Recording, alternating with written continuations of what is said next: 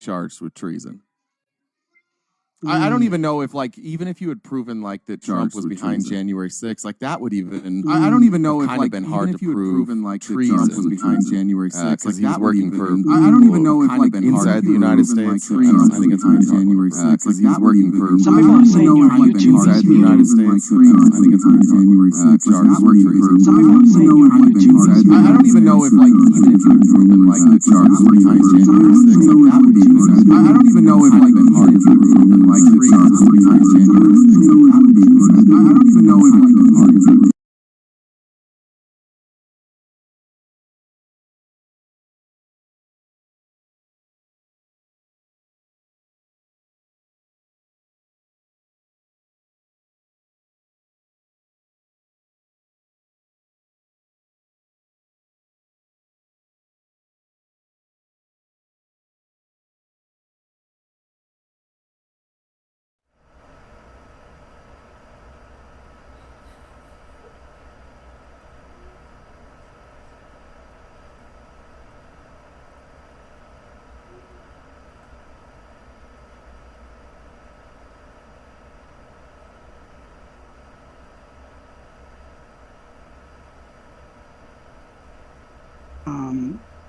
I came back home after all of that, and I found a mask that I'm gonna have to send it to you. Listen, I did a hit of that, and yeah. That's why you just ordered 48 pounds of food. Listen, bro, that was amazing. That was amazing. All that. Hey, what was the feedback on the debate? Did you get any feedback? I thought that was probably the most civil debate I'd ever been a part of. I mean, do you want me to say what I thought, or just about it in general? Sure, yeah, whatever. I mean, without I don't want to. I'm not trying to say like who won the debate, but like I think people overall were probably happy with the format there and how it went. Yeah, I mean, everybody was pretty happy. I would say that, you know, talking to some people and all that, it's to me it felt like you just talked a little bit more than her.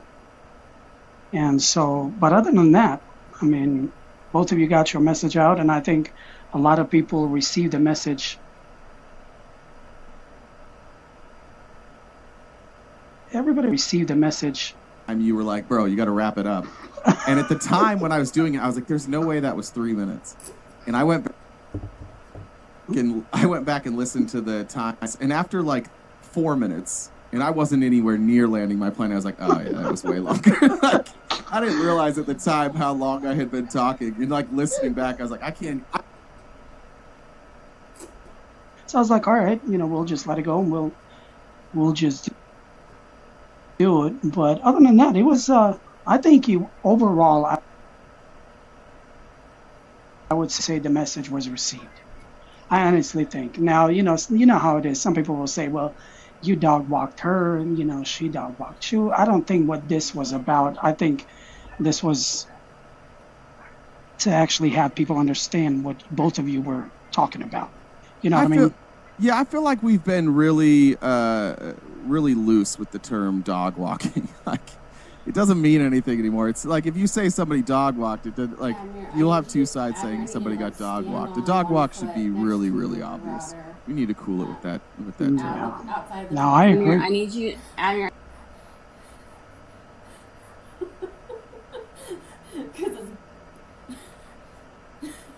Admir's at a public restaurant right now. During dinner time, he's sharing the internet with like 80 people.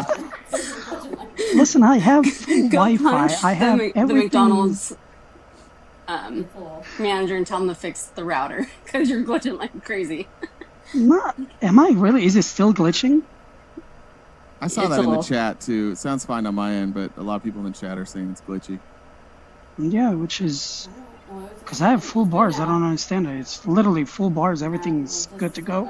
I'm looking at the hotspot. Yeah, I don't. That's weird. Leah Jackson just said it's good.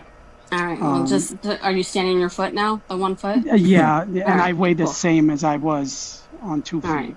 Sounds good. All right. Yeah. But no, that was a little bit weird to me as far as that whole text message and all of that. Well, I mean, that's as much as people probably want to make it like, I mean, it's a big deal, but it's a big deal for not like a corruption reason. It's literally like an incompetence reason. Every former official I've seen, like, nobody would do this intentionally. Nobody would do this like for any reason other than like they're incompetent. And that's what I mean. This group of people that Trump assembled for national security, they have virtually no experience. They have no clue what they're doing. He just brought up so many loyalists, and there's nobody that's established there that knows what to do. They've run out so many people that aren't loyalists out of the government that like, they are kind of just guessing. And I think that's what it showed, is that our concerns about incompetence were probably justified. Yeah, as soon as I found out about Pete Hegseth, I was like, man, I don't like this dude. I really don't. There's just something about him that bothers me. I mean, when you have multiple people on your own side claiming that you did something nefarious, I have to take it with a grain of salt. And that confirmed that I just don't like him at all. I don't think, some people will say, well, what's the qualification to become a SecDef? And then I'm like, well, if we're going to go by that, then I'm qualified to be a SecDef, if we're going to go by what you guys are saying. To me, it's, you know what I mean? It's just... Yeah, he was like a moderately, not decorated, I guess a moderately elevated National Guard guy. I don't remember what his rank was. But I remember I listened to a podcast one time that was like, he's a 05. And like our last SecDef was a 011. Like, and it's not just like a ranking system. Like you have to go through training. There's like reading that's required. Like there's a universe of difference between a 05 and a 011. Pete Hegseth is a lot of times like somebody might rise to the example of somebody who like he didn't really have a transportation background, but they made him transportation secretary, and he rose to the occasion. And he went around, like, he would just have feet on the ground all the time. Pete Hegseth, it's like every day I see him on Fox News talking about how cool we are and how bad Biden was. It's like, bro, when are you going to learn? Like, when are you going to take some time to learn some things? Because he's on TV all the time. I mean, he went around we are and how bad Biden was. It's like, bro, we're going to learn. Like, when are you? It's like every day I see him on Fox News talking about. I mean, we've never had a Secretary of Defense that spent so much time on TV. I wondered why did Trump... because he talks about, if you watch that Sean Ryan podcast, he talks about how Trump brought him up, Trump Tower, and he wanted to offer him that position in 2017. But then he said Trump never reached out back to him. I always wondered why did Trump at that time just not pick him, and then he picked the other one. And why all of a sudden now you want to pick him? You know what I mean? I know you probably changed your mind, but I just always wondered why did he not pick him in 2017. Yeah, I don't know either. I mean, the thing that's a little bit different, Trump not having a other term, that seems to be, there seems to be some question about whether or not they're going to do that. But the first time around,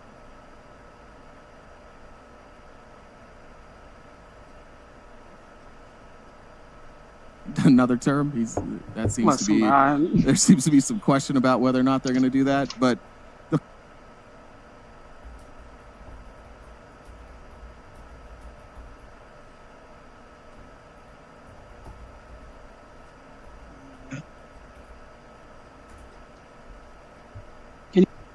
you hear? Yeah, it was glitching a little bit for me. Chat saying it's glitching. What is going on, man? I don't understand this. This is so weird. So weird.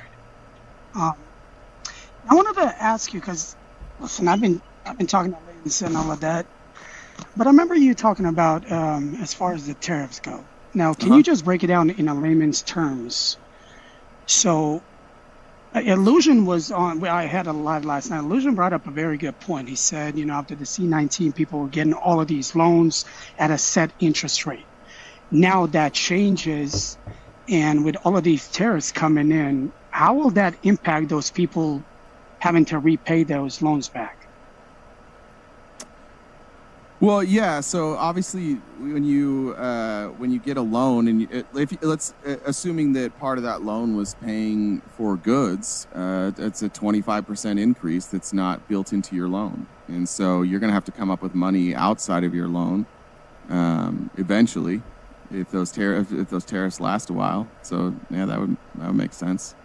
I mean that's a real problem with these tariffs. Like I'm not like an expert, but I've never heard a good explanation for why, other than it's only fair because it happens to us, which is, to me, like that's just a low-level understanding of trade and trade deficits. Yeah, when it comes to tariffs, bro, I mean, it is so complex that I still cannot just wrap my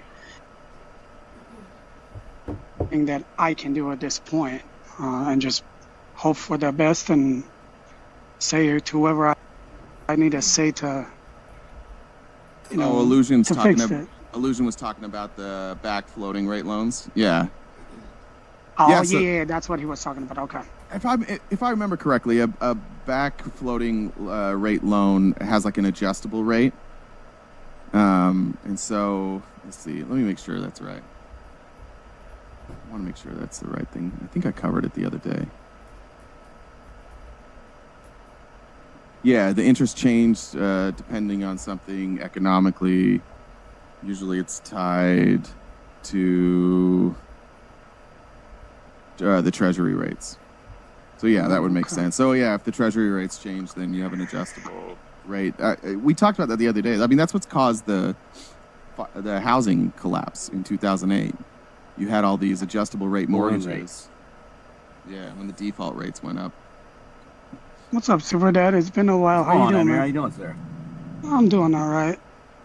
Well, then, Stick in here and listen, and you want me to come hang out? Oh, why not? Why not? Yeah, I know you bring good one always. So what are your questions? I mean, do you have any questions or? Oh, I don't have any questions. What are you guys talking about? I heard the rates, in right? general. Yeah, we're talking about the rates, and I was talking about the tariffs and all that, and how complex it is. I'm ready for mortgage rates to go down. So Jay, down in Arizona, specifically, I'm talking somewhere around Scottsdale. Have you seen large increase in property? Like values? Yeah. Oh yeah, it's been crazy. I mean, during COVID, and we've kind of leveled out a bit now, but like for example, I live in the East Valley, which is the same. I mean, that's generally what you consider Scottsdale too. We bought. What was it? When did I buy it? I think 2017 is when I bought my house for like $385. And then I haven't checked the value now. I think it's flattened out, but like it was up over $1 million during COVID. Like it was insane how much it went up. And it was just, if a house went on the market, literally, if you didn't get an offer within an hour, they wouldn't even accept your offer at that point anymore. Like you had to wait a house on the market, sight unseen, you're putting in offers. Yeah, so same thing as far as happened in Colorado. Same thing. I mean, you had houses that were sold before they even hit the market, how fast they were going. And it was ridiculous. And housing market here in Colorado hasn't flattened out at all. For some reason, it just keeps climbing up. And it's like, how can a person making, $60,000, $70,000 a year, how can they afford a medium house that's going for $550,000? I mean, it's not to mention the loans. I mean, you have to have excellent credit to get a 7.5% interest rate. Is that what it is right now? 7.5? Absolutely. 7.2. I mean, I haven't looked in probably a few weeks, but the last time I checked, decent credit, you're 8.9, pushing 10%. And then how you paying for a house that's inflated, like you said there, RTP? The 2017, 375, now over $1 million. Yeah. How many people are telling you to sell, right? And you're like, what the fuck am I going to do now? Yeah, my phone is off the hook too. That's crazy. Non-stop. Yeah, with a interest rate that's high, what am I supposed to do? No, you keep that thing, right? Yeah, we're in trouble with housing. It doesn't make sense. Like there's, like it's not operating in supply demand. Like it's such an artificial demand, because you have people still to this day just like sitting on houses that they bought, corporations or private investors, There's just, I mean, there's 3 houses on my street, which is a pretty long street. Nobody's ever, like in the last 3 years, nobody's lived there. Like they've had a couple of tenants, but for the most part, nobody's lived there. And I know it's the same corporation bought all 3. Have you guys ever seen the movie The Big Short? It's my favorite movie. I think I've seen it 300 times. That's the only reason I know any of this stuff. Same here, dude. That's what got me interested in this shit. I'll be honest. Yeah. Well, you're not a fair opposition, Super Dad. I get along with everyone. I think I do at least. That's great. No, that's a great movie. I've never seen it, but I do know that I personally am hoping within the next maybe year or 2, this thing can either level out. I don't think we'll ever see the 2008-9 collapse. I don't think that can ever happen. If you watch this movie, Admir, you'll know we're at that point in time right now. Would you say RTP where they take the field trip and they meet with the stripper and they're actually going and meeting with the realtors, right? Yeah. And they're actually go to the house where there's an alligator in the pool because it's just people just left the house. They didn't care. They bankruptcy, didn't care. And there's a lot of houses that are sitting on the market right now, and we're at that point where the mortgage rates are high, the prices of the homes are inflated. And there's more homes actually now in the past several months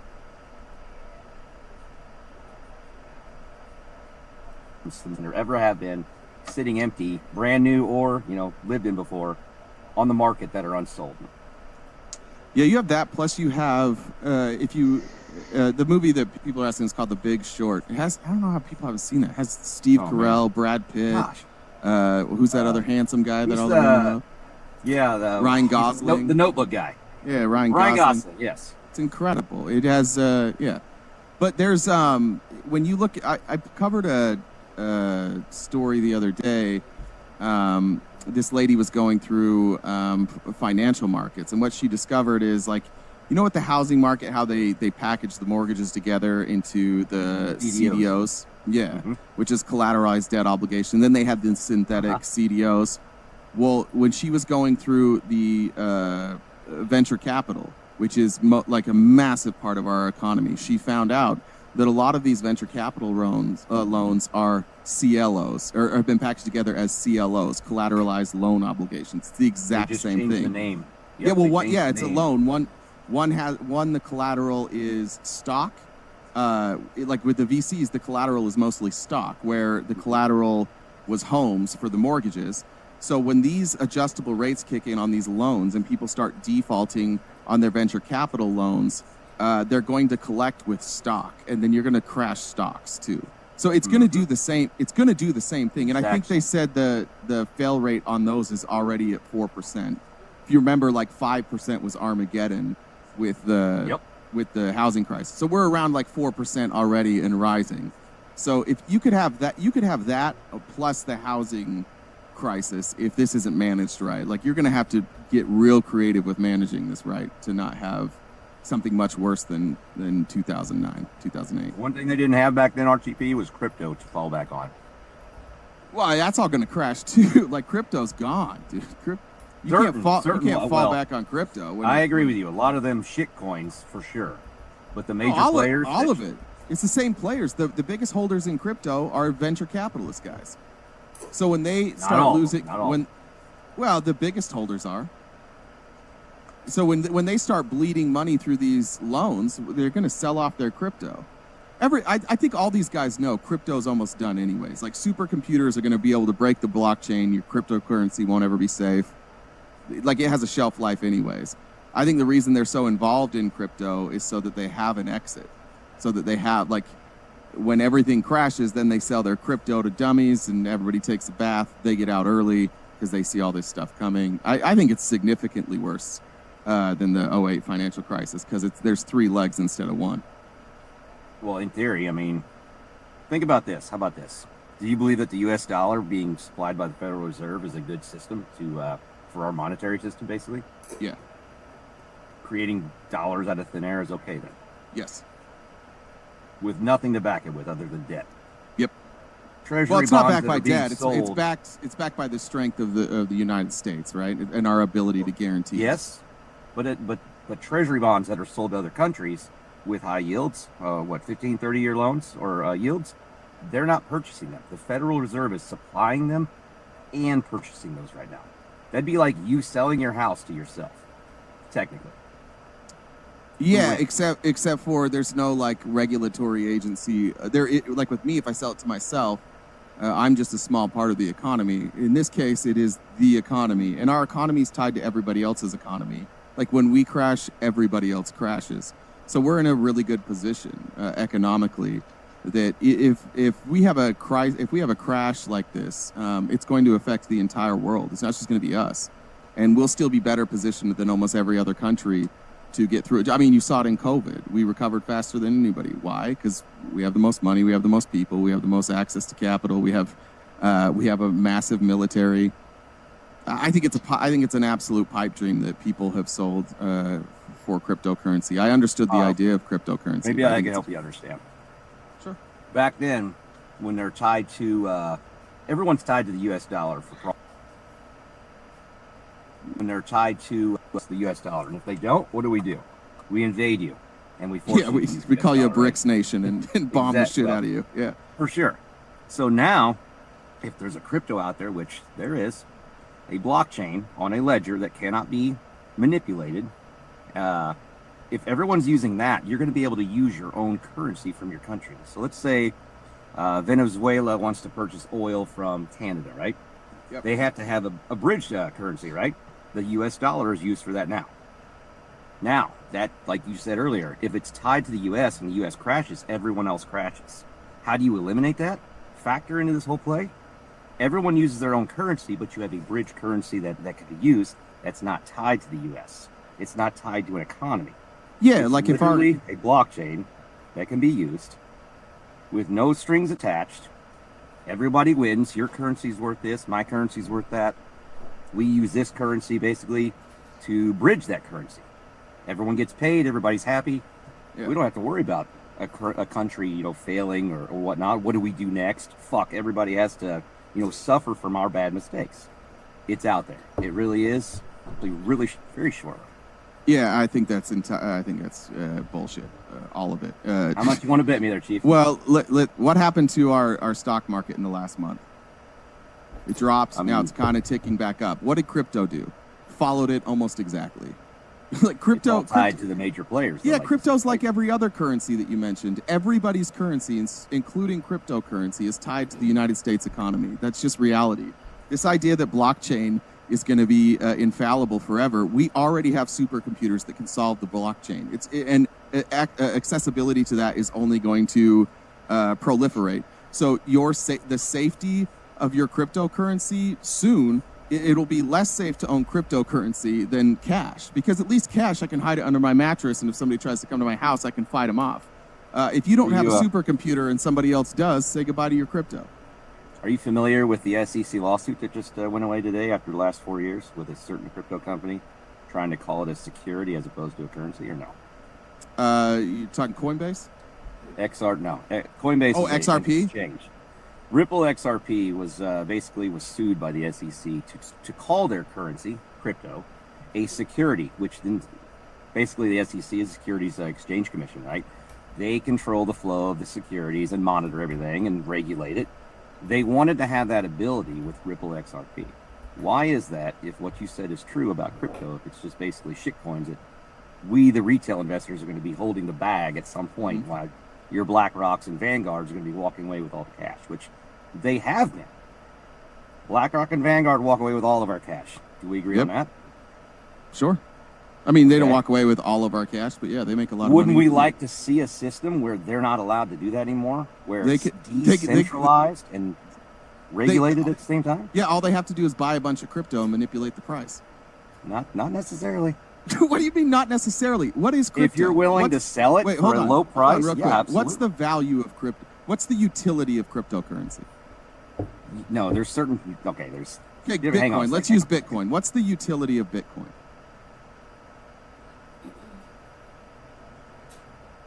No, there's different kinds of coins, my man. I know. I said I said Bitcoin. What's the utility of Bitcoin? Bitcoin is a utility coin. XRP is a utility coin. What do you mean it's a utility? No, what is its utility? What is its utility? Honestly, with Bitcoin, I don't know. I'll be honest. That's a problem, isn't it? A coin that can be used for payments, but it takes a long time. It's like a dinosaur. It takes 14 transactions can be done per day. Yeah, and that's how much? Not a good crypto. And you're paying a percentage for every transaction too, right? So take our currency right now. Just imagine that every time I wanted to buy something with $1, I had to pay a 3% transaction fee. So no matter what, I lost 3% of the value of my dollar every time I transferred it. And then when somebody takes that dollar and they transfer it, it's 3%, right? Which if you hold that coin and it actually goes up in value, they're going to use fractional. And if you sell it, what do you get? If you sell it, what do you get? Sell it, you lose it, and you get the money that's at that time. What is you get the what? You get the value of what it is at that time when you sell it. You get the money. What money? Well, if you sell your dollar cryptocurrency right now, you're not thinking ahead. You're thinking like somebody who's stay with me. happy with their VCR and they don't want to get a DVD. Yeah, brother. I listen. Stay with me though. Stay with me on the conversation though. What happens when you sell your crypto? You get rid of it.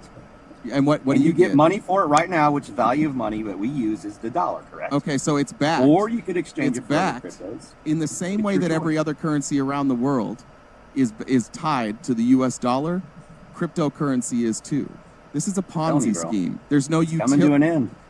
I know it is. There's no utility to cryptocurrency, and when shit hits the fan, everybody with cryptocurrency that doesn't have a bunch of money in the bank saved away, everybody's going to sell it, and it's going to crash crypto. Not everybody. Yeah, maybe some rich people will sell it, unless people who are uneducated, unless they also happen to know, unless they also happen to have an exit strategy, and that exit strategy is the United States government.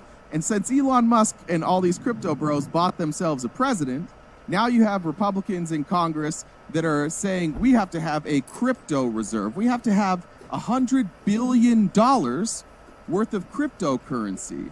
And that cryptocurrency artificially keeps the price, artificially raises the price of cryptocurrency. And it's a form of a bailout for the richest crypto holders. They're just replicating the stock market. They're literally doing exactly what the banks did. The difference is they have been able to remove the SEC because they bought Donald Trump. 2023, the SEC decided. Well, is that not what happened? Did the Biden administration announce an investigation into XRP? The Biden administration, yeah, day one. And when did it get dropped? Today, actually. And who's the president? That's Donald Trump. And he took how much money from crypto bros? Right? And he took a lot of money from crypto bros, right? And ran two. I'm telling you, it's not going to work out. And ran two. Like what you just stated there. It's and not going to work out. Ran two pump and dump schemes. How about this? Wait, did he? Well, just stay with me. I feel like you're running away from this conversation. No, I'm not running away. If you want to ask me if it was a pump and dump, he sold nothing from his coin. I'm not sticking up for the guy or whatnot. He sold none. How much did he make? How much did he make? He was the person who owns it. How much did he make? How much did he make? Yeah. Billions, right? No. How much did he make? Walk away with it, or is it just no? Because you know as well as I do. It's called market cap. You know that, right? You know as well as I do that part of the deal in this coin is that he is obligated not to sell this cryptocurrency until certain dates. So if he can't sell the cryptocurrency, how's he currently making money off of that cryptocurrency? He's not. Wrong. He's the one. So hold on. He's collecting the 3% fee. He's collecting the 3% fee, right? And he gets 80% of that 3% fee. He's made somewhere around $300 million off of a pump and dump scheme. I don't think you understand crypto like you think you do. Excuse me. When I buy, well then explain. Let's talk about it. If I go on and I buy, I know your hatred towards Trump, my man. No. If I go on right now, and I buy, is it on Tether? Is it Tether that's, or what's the coin that it's backed by? Tether is actually being delisted across the world, and not so much here in the United States. But what's the coin that it's based on? On exchanges. What's the coin that Trump's cryptos are based on that you have to buy first? Solana. Okay. So if I go on and I purchase some Solana, when I buy that Solana, let's say I buy it from Coinbase, I'm going to pay a fee. And I'm going to get my Solana coins with a 3% fee. Now, when I exchange my Solana for Trump coin, they also take a fee, correct? Gas fee, yes. That's what it's called. Yes, and who gets that gas fee according to their contract? Correct. And he's made about $300 million in gas fees. So are you saying that people who make money for a living by charging a fee to do something is a bad thing? If it is a pump and dump scheme, if it is a Ponzi scheme, yes. What's the Ponzi scheme about it? The Ponzi scheme is there is no value to this currency. Nothing. There's no utility, and it goes up and down based on what people feel the value is. And Trump can sit there from his perch, and he can hype this up. He gets to use his notoriety, and he gets to hype this coin. And his friends with millions of followers on Twitter go out and do exactly what Logan Paul did. In fact, Logan Paul did do this for him. They go out and they tweet, buy Trump token, and he has all these influencers, Conor McGregor. They show up and they pump this coin, and everybody goes out and buys the coin. And Trump doesn't give a shit whether it fails or not. He's making hundreds of millions of dollars off of a gas fee for a coin that everybody knows has absolutely no utility. And now you have to look at these foreign countries and say, if they want to pay off Trump, this is easy. They can buy and sell. Let's say they go buy $1 billion worth of tokens, and then they turn around 30 seconds later and sell that $1 billion worth of tokens. Did they lose $1 billion? No. Did they lose 3% of $1 billion twice? Yep. Is there any way for us to even determine who bought and sold it? Nope. Give me a minute. Because they just got rid of the SEC, because they don't think the SEC should be able to investigate them as a security. You literally just explained how a company or a CEO uses the stock market. You know that, right? No, I didn't. Absolutely. No. That would be a Ponzi scheme. And that's illegal. Super Dad, explain what exactly you're trying to say. So if the stock market, let's say Apple, right? They have their business, you go to their stores, you buy their product, they have their money, but then they create a stock, right? To create value in their company on the stock market in exchange for retail or, big institutions to come in and purchase that stock, correct? Correct. It has a market cap, right? And it could go up, what is its price right now? $130, $140 for a share of Apple, right? And they can create shares out of thin air, right? Yes. Or they can retrace them and go back. Yes. Splits, stock splits, reverse trades, reverse stock splits. They can do all this, right? Yep. Hang on a second. I like the first part. Apple has a product. That's the main difference. They have a product, and their stock price is mostly tied to their profitability of their products. When Apple sales go down, stock price goes down. It's not based on how people feel. I feel like the Trump coin should be worth lots of money. Therefore, it is. So I'm going to buy. I never invested in no coins ever.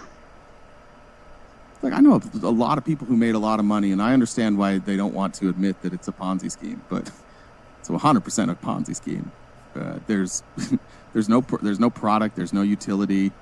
Every dollar that you have in cryptocurrency, in order to pull it out, you have to pay these massive fees, and then you have to hope that there's somebody that can actually cash you out. Now, isn't that basically the same thing what what's her name, Haley, the Hawk Tool girl did, and she's being charged as well? Yeah, she did this thing called Hawk Coin. It's actually don't quote me on this. Maybe I might be wrong about this, but I'm pretty sure the person who did the Hawk Coin also did the Melania Coin. And basically, they go to people who are really influential and they say, we're going to do this coin and you're going to launch it. And on the day that you launch, we have all these people who are going to tweet it and make videos about it. And so on launch day, they're all going to go out and they're going to tweet how cool this coin is. What they don't realize is that influencers know you can buy, sometimes it's a limited amount, usually it's a limited amount, but let's say you can buy $20,000 pre-sale. And pre-sale, the coin's worth like 2 cents. And then when all of these influencers at once tweet out, check this out, it causes a rush and people go and they buy it. And these influencers who already have their shares, they just wait until it goes up and then they sell all their shares at like a 200% markup, whatever it might be. So if you have a coin that starts at 2 cents and it goes to $1.30 and you had 10,000 shares at 2 cents and you sell 10,000 shares at $1.30, and that all happened within the course of 2 hours simply because a bunch of social media influencers said, this is cool. Yeah, that's not a good product. Maybe you don't want to call it a Ponzi scheme, whatever it is, it's a scam. But I mean, to me, it's the intent. I mean, if you intended to basically pump and dump, that's To me, that's a Ponzi scheme. Well, that's why they paid Trump all this money, so that he would make it sure that the SEC didn't list them as a security, which we're just talking. If we're going to compare cryptocurrency to the stock market, then that's Super Daddy, what you just compared it to. That's what the SEC does. So on one hand, you're arguing the SEC shouldn't call this a security, and on the other hand, you're comparing it to stocks. And you're saying, well, the stock market is the same thing. No, it's not. There's the SEC that exists, and there's rules that you have to live within, but cryptocurrency doesn't have those rules. No, it's definitely not regulated, and it needs to be regulated. I agree with that. But not by the SEC? No. Who should regulate it? I mean, let's create a new agency. Why not? Why not the SEC? You just compared it to stocks. What's the difference? That it doesn't have a product tied to it? I compared it to like what you were saying here, if I can get back on track with what we were talking about, like the Apple stock, right? You don't think that they actually, like Jim Cramer is actually looking out for retail investors when he does his show? Of course not. Okay, so like you said earlier, Trump got on there, used his fame, used his buddies, built up the coin from very little, and then it just shoots up, goes out like berserk, right? Would it go from like 0.002 cents to like $80, $90 within a day? That's incredible, right? No, that's people wanting to buy it's it, right? It's a Ponzi scheme. It's not incredible. It's just right? him being an absolute crook. Okay. So what about a stock? Like, say, let's use NVIDIA as an example, too. You think NVIDIA is actually making all those chips? Because Jensen Huang, he's actually said he's relying on other companies subbing out his work for other companies to build those chips, right? Who cares? And they're creating it. Who cares? Hmm? What does that have to do with anything? And he has people use lined up for subcontractors. the next 5 years. Yeah, you're talking about purchase those You're chips, talking about right? a company with a product. Hang on, let me finish. I didn't interrupt you. You asked me a question. People are lining up, and we know for a fact that Wait, two hold of on, those real companies quick. are Just shell real companies quick, that Super he Dad. owns, Just right? real quick, Super Dad. If you ask questions, like, let me know they're rhetorical then, and then I won't interrupt you. But you did ask. Well, me you a were question. asking questions while you were talking about it as well, and I kind of let you go. So Yeah, I let you answer, and then I kept going. Just tell me if it's rhetorical. I won't answer. 5 minutes later. Jesus Christ! I'm trying to make this conversation go. Am I I'm not pressing accusing mute? you of Just let me anything. talk. I'm just All right, I'll telling let me. you go. I'm just telling you if you let's- don't want me to answer your question, just tell me it's rhetorical, and I For won't. fuck's sake, I won't dude. cut you off. all right, both. Let's move on. Go I ahead. agree. So Jensen Huang basically has his top 5 customers, right? 2 of those are shell companies that he owns, is getting government subsidies from, right? And purchasing these, making pre-orders is what they're doing.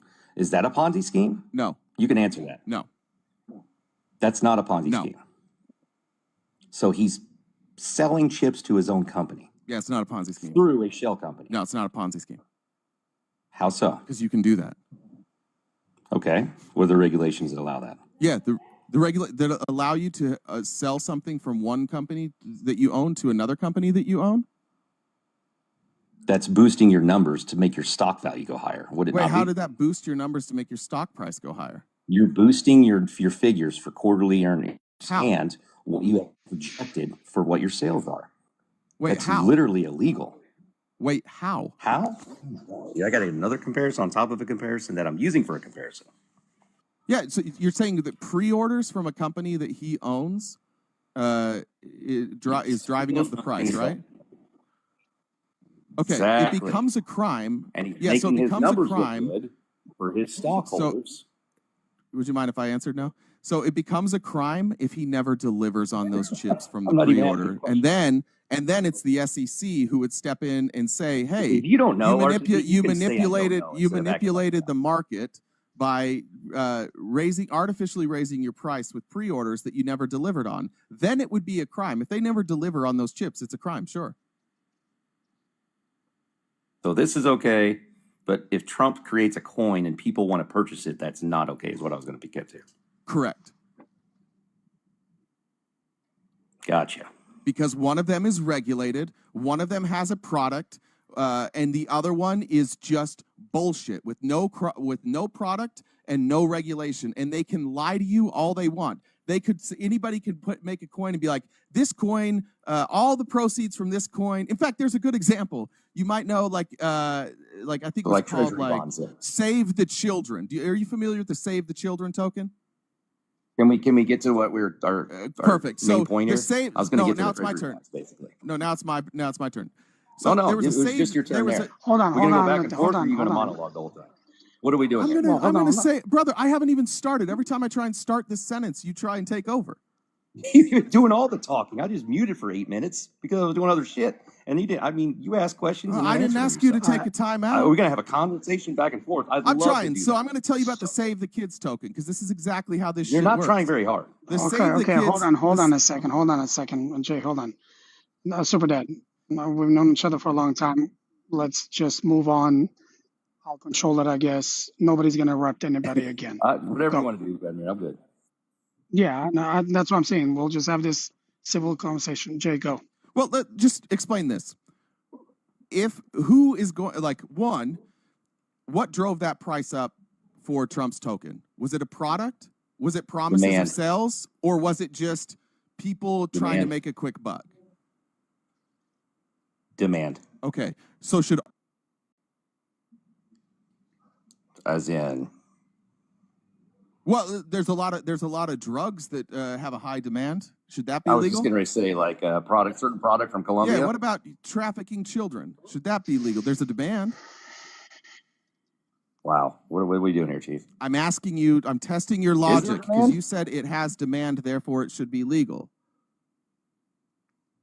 I didn't say therefore it should be legal. Okay, should what Trump did I think be you legal? said that. I guess, yeah, maybe we're on the should that be legal what he did?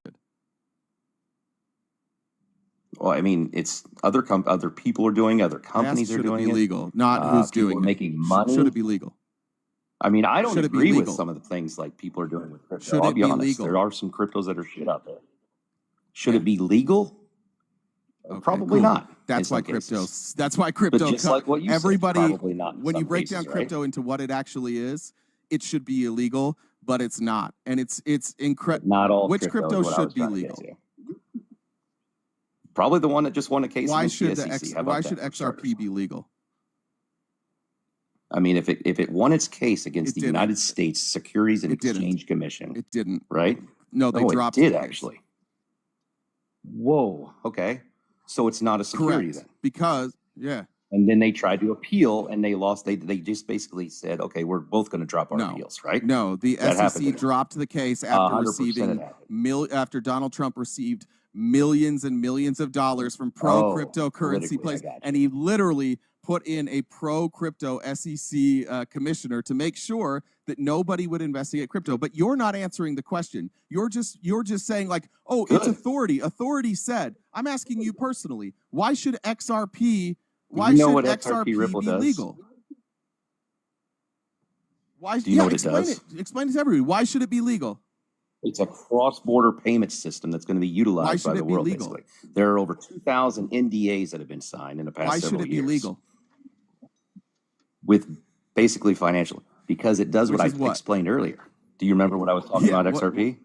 It's going to replace the dollar, basically. That's Federal a prediction. Reserve that's not telling me what it does. That's you predicting. That's not telling me what it does. Prediction? It's going to happen. What does it do? Oh my gosh, you don't remember? I just asked you 3 times, and you said it's going to be I'm great. just focusing on trying to. What does it do? Trying to win the conversation by getting louder than me. What does it do? I basically stated that it's a cross-border payment system that's going to be utilized by the world instead of the U.S. dollar. That's a prediction. What does it do? Then it's going to be on a ledger, a cryptocurrency blockchain ledger that cannot be manipulated on a basically that's decentralized, not controlled by anyone. That can basically bypass the fact. Okay, I said, remember the predictions. You're telling me things that you think are going to happen. What does it do today? You got mad when I interrupted you. What does it do? Why won't you answer that question? You want to step in, Admir? What does it do?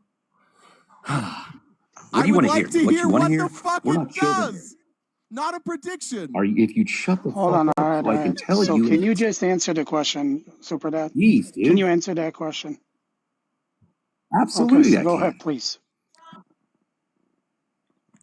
Hang on a second. I'm going to go outside. It's a little too. Okay. I predict a prediction.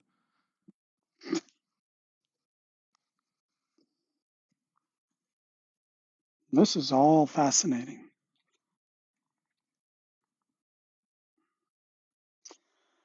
Oh, snuggle, snuggle, snuggy, snuggy.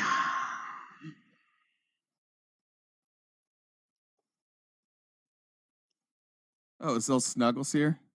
Yeah, Snuggles, because I've been going after him for a little while, I haven't seen Snuggles in a long time. It's like debating a random word generator, but it's like programmed to be Trump. No. All right, you ready? I'm ready. Cross-border payments between That's each a other. prediction again. Why they Jesus use- fucking Christ, man.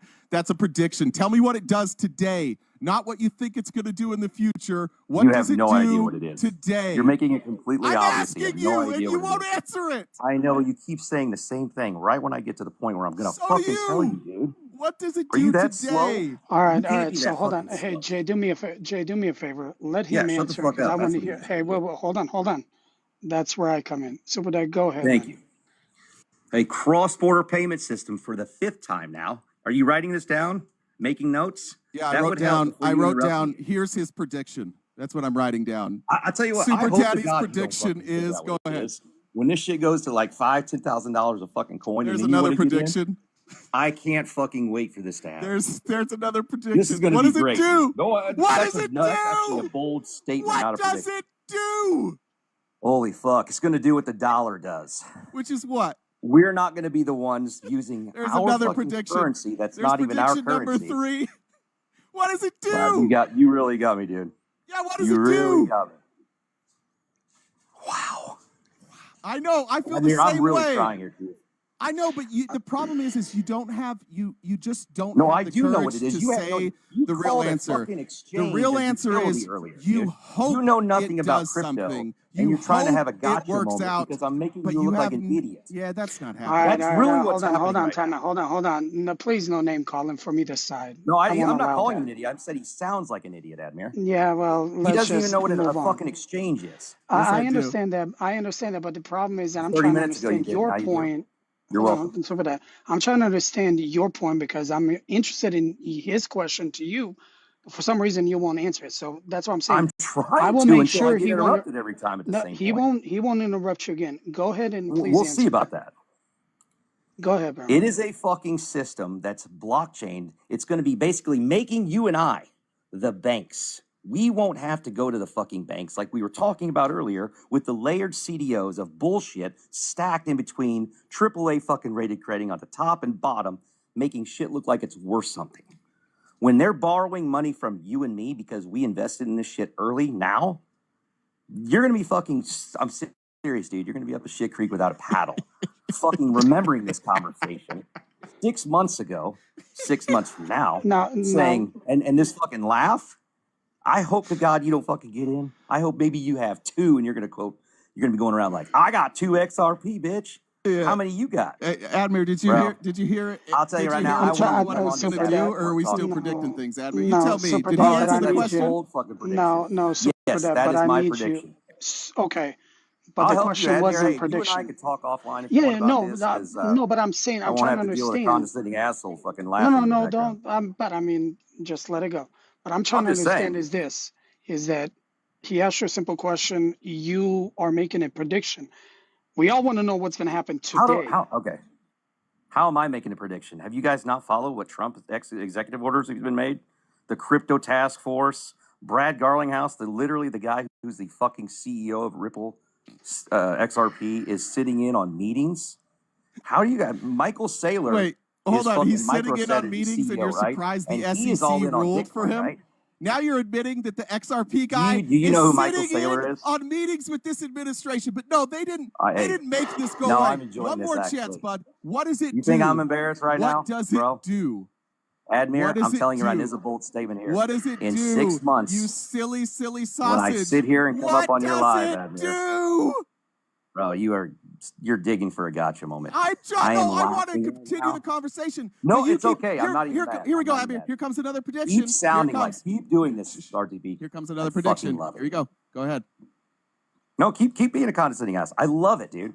Because when the shit finally takes off. There it is. There's the prediction. Yeah, no. There it is. When it finally takes off because of how it's been manipulated for the past several years, even with the SEC under Joe Biden trying to keep it down, here we go. If they thought it was nothing like URTP, why the fuck did they fucking sue XRP Ripple and try to turn it into theirs?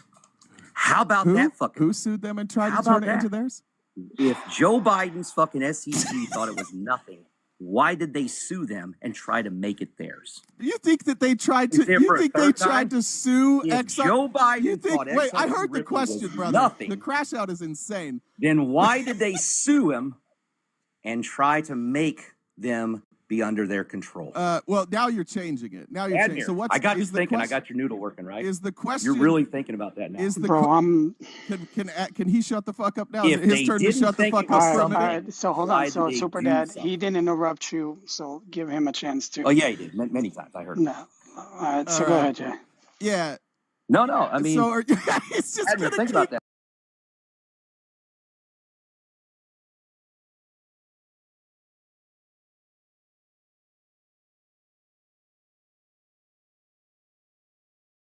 I'm what done year is talking it, you about dumb you bitch? have no idea what It's a fucking 2025. The lawsuit started in 2023. That's 2 years. You don't even have your years right. It started and secondly, the government doesn't sue people to take over their company. Whatever you're looking up on the computer there and acting like you're a 30-minute fucking expert on. They were suing them. Hey, they were suing by all them means. because they're running a fucking Ponzi scheme, and it should be regulated under the all SEC. You liberals in the chat, listen to RTP. I want you to. Please, God, fucking listen to him.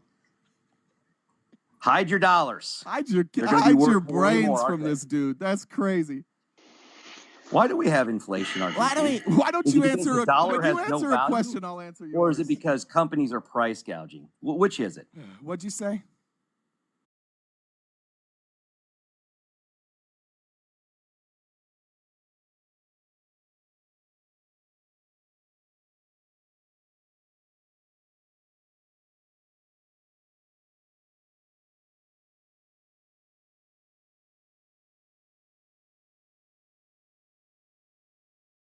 Which is it?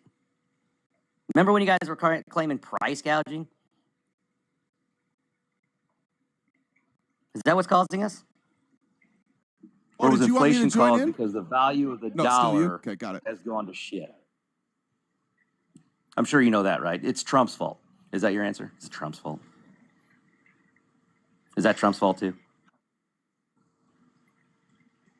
So Super Dad, you know Keystone, right? Who's Keystone? Yeah. Maybe. I think I've seen that name on here. Yeah, she worked for DTC and all that. So I'm gonna bring her up and all of that. Depository and trust, right? Yeah, she worked for them. I'm gonna bring her up and all of that. But I try to do these one-on-one things. That panel bullshit doesn't work anymore. The DCCC is part of the problem there, Admir. I know, but she worked for many years. Keep taking advice from the fucking prediction wizard here. He's got it all figured out. No. That's all right. So what I'll do is I'll talk to you later, and then I'll bring her up, and I gotta drop you. No worries. All right, man. Stay safe. Take care, guys. Oh no, I wanted Super Dad here. Oh, okay. Cause RTP, I worked in the Bitcoin mining industry. Okay, we mined Bitcoin. So let me ask you a question. Do you understand how they mine it? Do you know what they use? I know it takes an inordinate amount of computing power. So basically, there's a bunch of little computers, and I'll give you the analogy.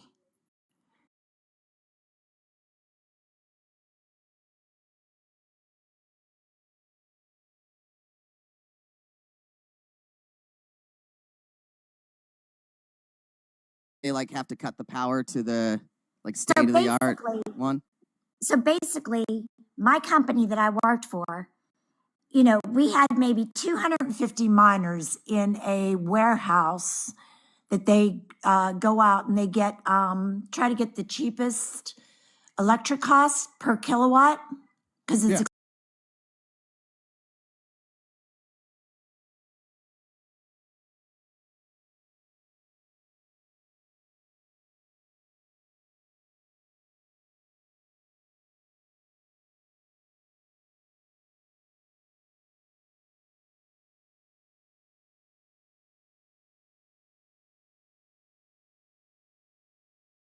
2 of those Bitcoin.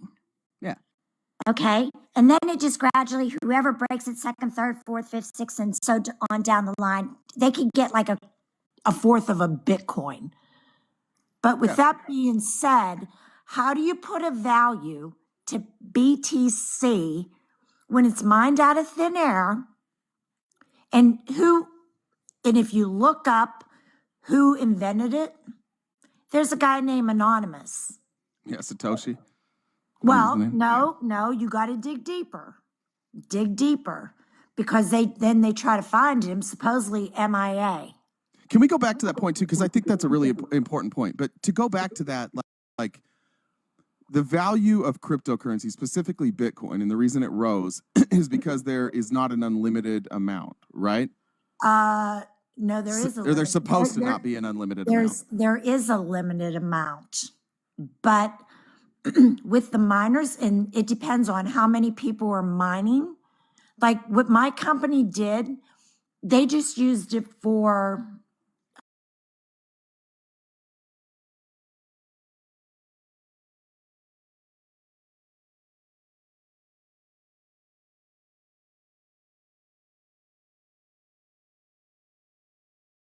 that way that will eliminate the ability to protect your money with the blockchain? I think the blockchain, especially with Ripple and XRP, it's not going to be able to be broken. Why? I think because of how it's going to be regulated. Once it's on the blockchain, once you make a transaction with it, you can't go back. It's always there. So if it's on there and somebody tries to break it, they'll get busted. By who? Who's ever running the blockchain and stuff like that. So are you saying that whoever's running the blockchain will just like take it back and give it to the rightful owner? They won't be able to do it. Why? Because they won't be able to. Because if it's backed by precious metals or anything, they won't be able to do it. Wait, but is XRP backed by precious metals? I can't say for sure, but I think it's going to be. How? Could be backed by gold. And what Super Dad was saying, but it's not right now.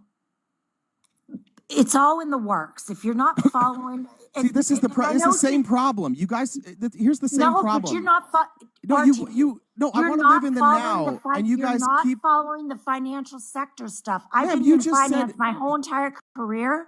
Ma'am, you're not following what's going on. Listen, I understand this. I have the same conversation with every crypto person, and every time I ask a specific question, once we get to the point where you are selling me on the future of crypto, you're now making predictions. XRP is not backed by gold. I know there's rumors that eventually it'll be backed by gold or some type of precious metals, which makes sense that that's why the U.S. is like going out there to get precious metals. But right now, it's not. And so you're asking us to just like believe in this thing that XRP eventually somehow is going to be back. Why can't I finish any comments with you guys?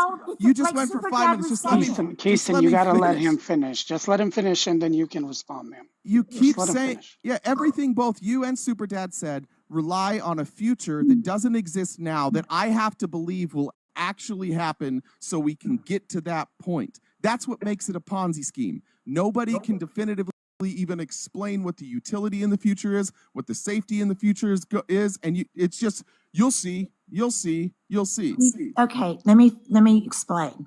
Super Dad was trying to explain to you the utility. It's going to be used for a payment system. So think from the banking standpoint.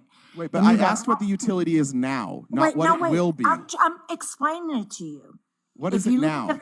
If you look at the fiat currency, it goes through how many transactions a day, how many trillions of dollars that have to be processed. Why aren't you just telling me what the utility is? Okay, but if I'm telling you it's going to be used for cross-border payments. That's a prediction. It's not a prediction. You said it's going to be, which means it's not now. Because the fiat, okay, so what's the fiat currency backed by? The United States. No, it's not. It's backed. The United States. No, it's backed by the credit. Backed. No, it's How backed can- by the how credit of the can United you- States. That's why when you look at Just currency, let me finish. it has Admir, the let him let name, me The finish. Federal Reserve. You asked me a question. Right. I'm answering your question, ma'am. It's backed Right, by the so- United States government. You don't get to make up a fairy tale so that your XRP suddenly has value. The reason the dollar is strong is because it's backed by the strongest country in the world with the largest economy. That's why. And if the United States, if their credit rating takes a hit, then the dollar will lose value. And that's exactly what cryptocurrency people are trying to do, is It's already- devalue our currency. It's already losing value. Yeah, but what's its utility right now? So you got it. You're not looking at the whole picture. I'm So if looking you're at looking now. at processing payments and how many trillions of dollars or whatever is going in cross-border payments with Ripple and XRP, those can be, No, oh my Cash App. God. You can already I'm transfer talking- payments. You're not talking, and PayPal's not, how many losses did PayPal get? How many Well, lawsuits? Tons of lawsuits. Thank you. That's not going to happen with XRP. Well, I like that PayPal has had lawsuits. That's the government protecting me from PayPal. That's a good thing. If you haven't followed what has been going on with Ripple XLM, then you can't get up on a panel and speak about it because you don't know You can't about either. it. I'm asking you, what's its I know. utility right now, and you keep making predictions. None of you can It's explain it not a because it's a prediction. fucking Ponzi scheme. That's why It's none not of you a can Ponzi- explain no, it. it's not. No, Then it's tell not. me what its utility So is right now. Like Super Dad said, why did the SEC drop the case Because against Ripple? because XRP, he even said it, because they paid Trump millions of dollars, and now they sit in the White House and make decisions with Trump to make sure that Ripple isn't regulated like stocks are, so that the people that hold the most Ripple can continue their Ponzi scheme. But I'll ask you again the same question I asked him a million times, and for some reason, none of you guys can answer it. What is its utility right now? Right now, it's not active. Okay, great. So when it's Okay. so now we So just right have now to it's not- believe that you're correct and that your predictions of the future will come true, and then XRP is going to be great. But until then, I'm going to keep saying it looks like a Ponzi scheme because none of you know what it does. You've just been sold this dream that in the future it will be great, and I don't believe you. Okay, and that's your opinion, and I'm okay with that. Okay, But just wait 1 second. No, but I don't want to hear. I don't want to hear a sales pitch on XRP. We're I'm talking not about the giving you a reality sales- of I'm not today. giving you a sales What pitch. does it do? It does nothing today. That's what it does. It does absolutely not a goddamn thing. 'Cause So I you're don't not- really care about the predictions in the future of what it's going to do. It's not the future. It's right around the corner. That's the future, ma'am. 4 minutes from now is also the future. Oh my God. The future to me is like future. Well, Okay. the Right future, around- according to how words work, is any time that's after now. So let me ask you this. Why has the Federal Reserve building in Washington been closed for 4 years? Let me ask you. I have friends that work down I there. don't even They- know if that's true. Let me look it up. Has the federal You're- has the no, federal you Oh, guys- don't look it up. Don't look it up. No, you got to have people boots on the ground filming. See, this is where you leftists are just so delusional. I Where we swear. want to be able to verify your information. Here's what it says. No, the Federal Reserve has not been closed for the past 4 years, and it is not scheduled to be closed in the future, as it is a vital part of the U.S. economy. The Federal Reserve rolled into the Treasury. No, it didn't. Oh, yes, it did. No, it didn't. Yes, You it did. lunatic. When? Yes, it did. When? It's been a while now. It has? You don't have a date on that?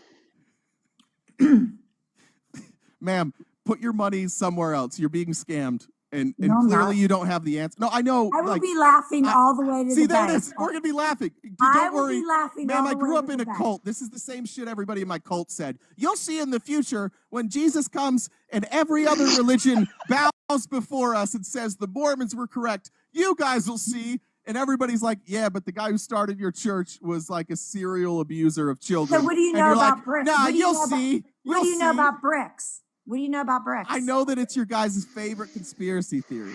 It's not a conspiracy. What is it then?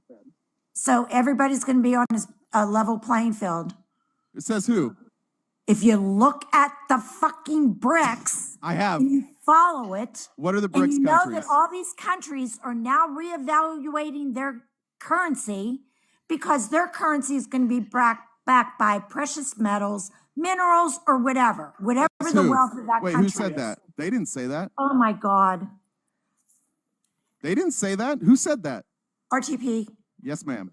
you can't talk to the irrational. I'm 'Cause talking to the you irrational have right now. not Two back-to-back followed BRICS. irrationals I've been talking to. Why would all these Why do you get countries- upset when I ask you to just Why would all verify these something you countries said? join BRICS? Because these are all the countries that have negative relationships with the United States, and they don't like that they're being left out as the world power. So they're trying to come together in a way that devalues our currency to drop our perch from the exclusive world power. We're talking about Russia. We're talking about China. We're talking about Iran. And you're up here because you're invested in crypto. You're up here repeating legitimately Russian, Chinese, propaganda talking points meant to devalue the currency. You are nothing but a tool in a game of the people that want to devalue our currency, and you don't realize it. What do these countries have in common? Brazil, Russia, India, China, South Africa, Egypt, Ethiopia, Indonesia, Iran, the United Arab Emirates. What do they all have in common? They've had adversarial relationships to the United States. We have been unfair to them in trade deals. We often slap sanctions on them because we don't like the fact that sometimes they elect socialists or communists into their government. And so we try and destroy their economy because our dollar is so valuable that we can do it. And eventually they're like, we're kind of tired of the United States being able to do everything. And so we're going to create a currency to challenge the domination of the US dollar. And you're in here bragging So about you don't it. think? You're So like, you don't think we're going back to the gold standard either? Right? no. We Oh don't yes, need we to. are. We don't Oh need yes, to. we are. Says Yes, who? Trump didn't say that? Did Trump say we're going back to the gold standard?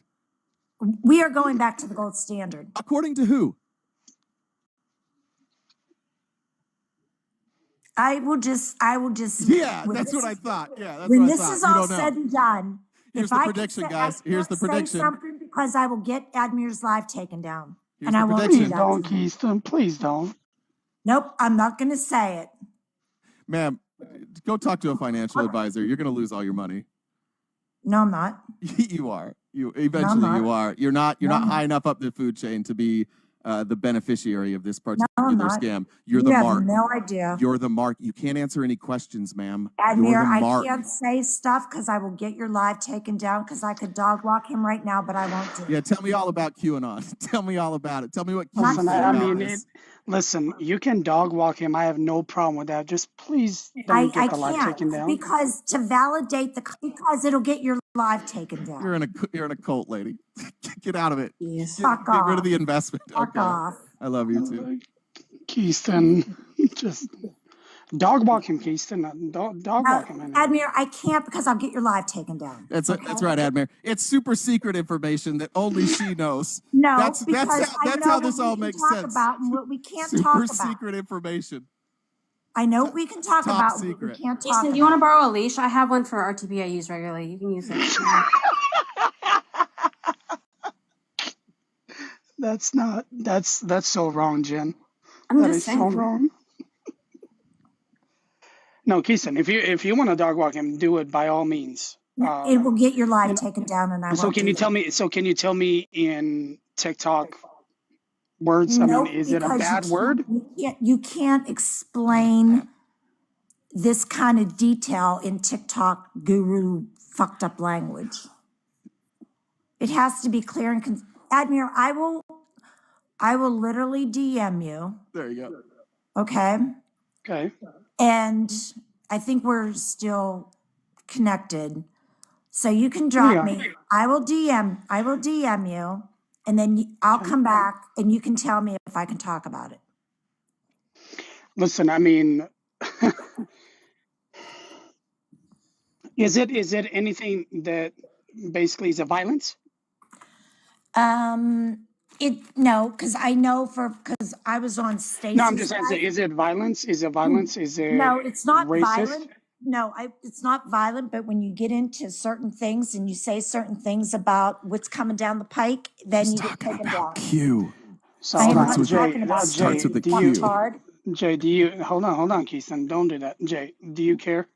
I don't give a shit. Yeah, it's Okay, fine. I would if it love gets- to get an listen, answer if to the it- questions. Yeah, if it gets the live taking down, I've got 13 other accounts. I'm not worried about it. So, Keystone, do your thing. No, I'm not going to get. It will get your life. Don't worry taken about it. down. I'm not- Don't worry about it. Like I I'm said, not I gonna have do it. Keystone, I have not gonna do 13 other accounts. She's not I'm going not to do gonna it. do it. She's very principled on her stance. Can I make a prediction? Oh God, no, Jen. No? All right, I won't. No, seriously, Keystone, I have 13 other accounts. Don't worry So, about this account. When you're talking, Do your thing. See, this is Admir. This is what, and Jen, this is what I dislike.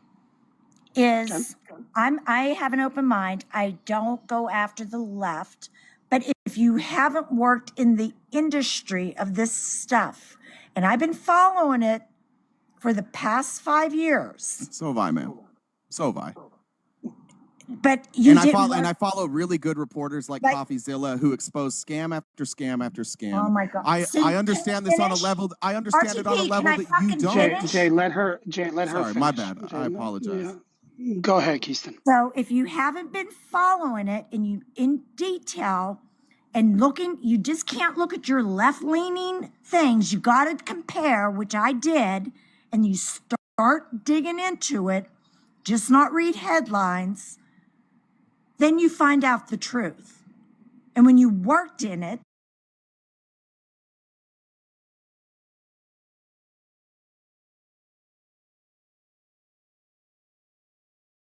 they're in that industry. They're in Well, that. I had Bitcoin mining computers. So did I work in the industry?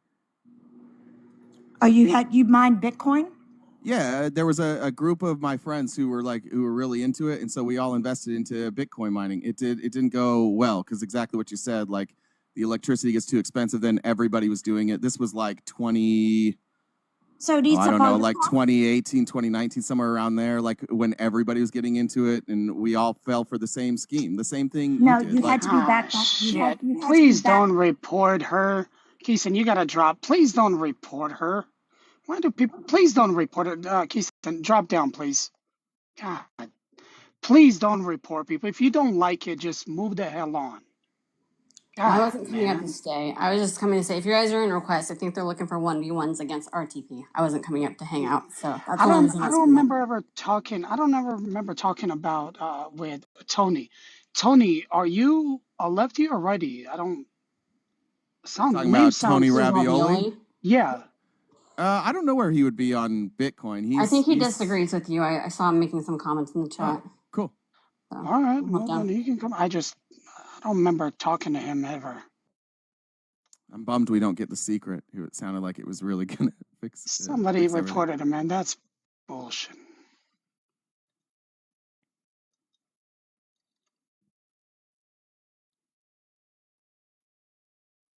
Tony?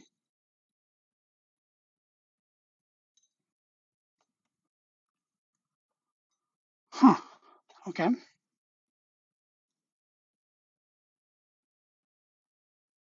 Tony, if you can hear me, drop down and then come right. What I really like I about can. crypto people is if you just ignore the words that they're saying and just listen to like how it's being worded, like a timeshare. What's up, Tony? How are you, man? I'm good, thanks. Hey, I don't think RTP, I've ever good to see you spoken to again. you. If you just ignore, Good to see you again. Good to see you, my Yeah, friend. I don't think I've ever spoken to you, sir. So welcome and oh, what happened? Where'd he go? Don't know. Maybe he had a ravioli emergency.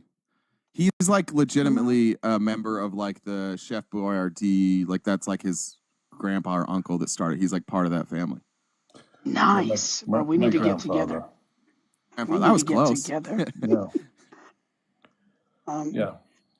Well, go ahead, sir. So anyway, so I was rather interested in listening to that rather interesting laugh that you had about the point of or cryptocurrency in general as to what it actually does. And, you know, I think one of the intrinsic difficulties that a lot of people will have is, and I have to tell you, first of all, of course, I'm a big holder of cryptocurrencies. But I'm not afraid to say it really doesn't do much right now. It doesn't really do anything apart from create a great dent and need for extra power in order to generate the mathematical computing power to generate the nodal points for the blockchain network. It really comes into its own once the blockchain network comes into effect, which maybe next year, maybe 5 years from now, you know, RTP though. I think what one was saying was there's about 2,000 different financial institutions around the globe right now, literally getting prepped for the opening of the XRP network now. And you know that could happen. It could happen as you know as early as next year. So you know once the network for XRP is actually completed, the biggest advantage it has, I think one of the guys was trying to say that you were having that argument with was he was trying to tell you about international cross transactions, but the term that he was really looking for was what we call ODL, which was the on-demand liquidity, which basically means that me in one country can transfer cash into another country in another currency in effect. Because it will be pegged to different currencies instantaneously without going through what is the banking system right now, which generally charge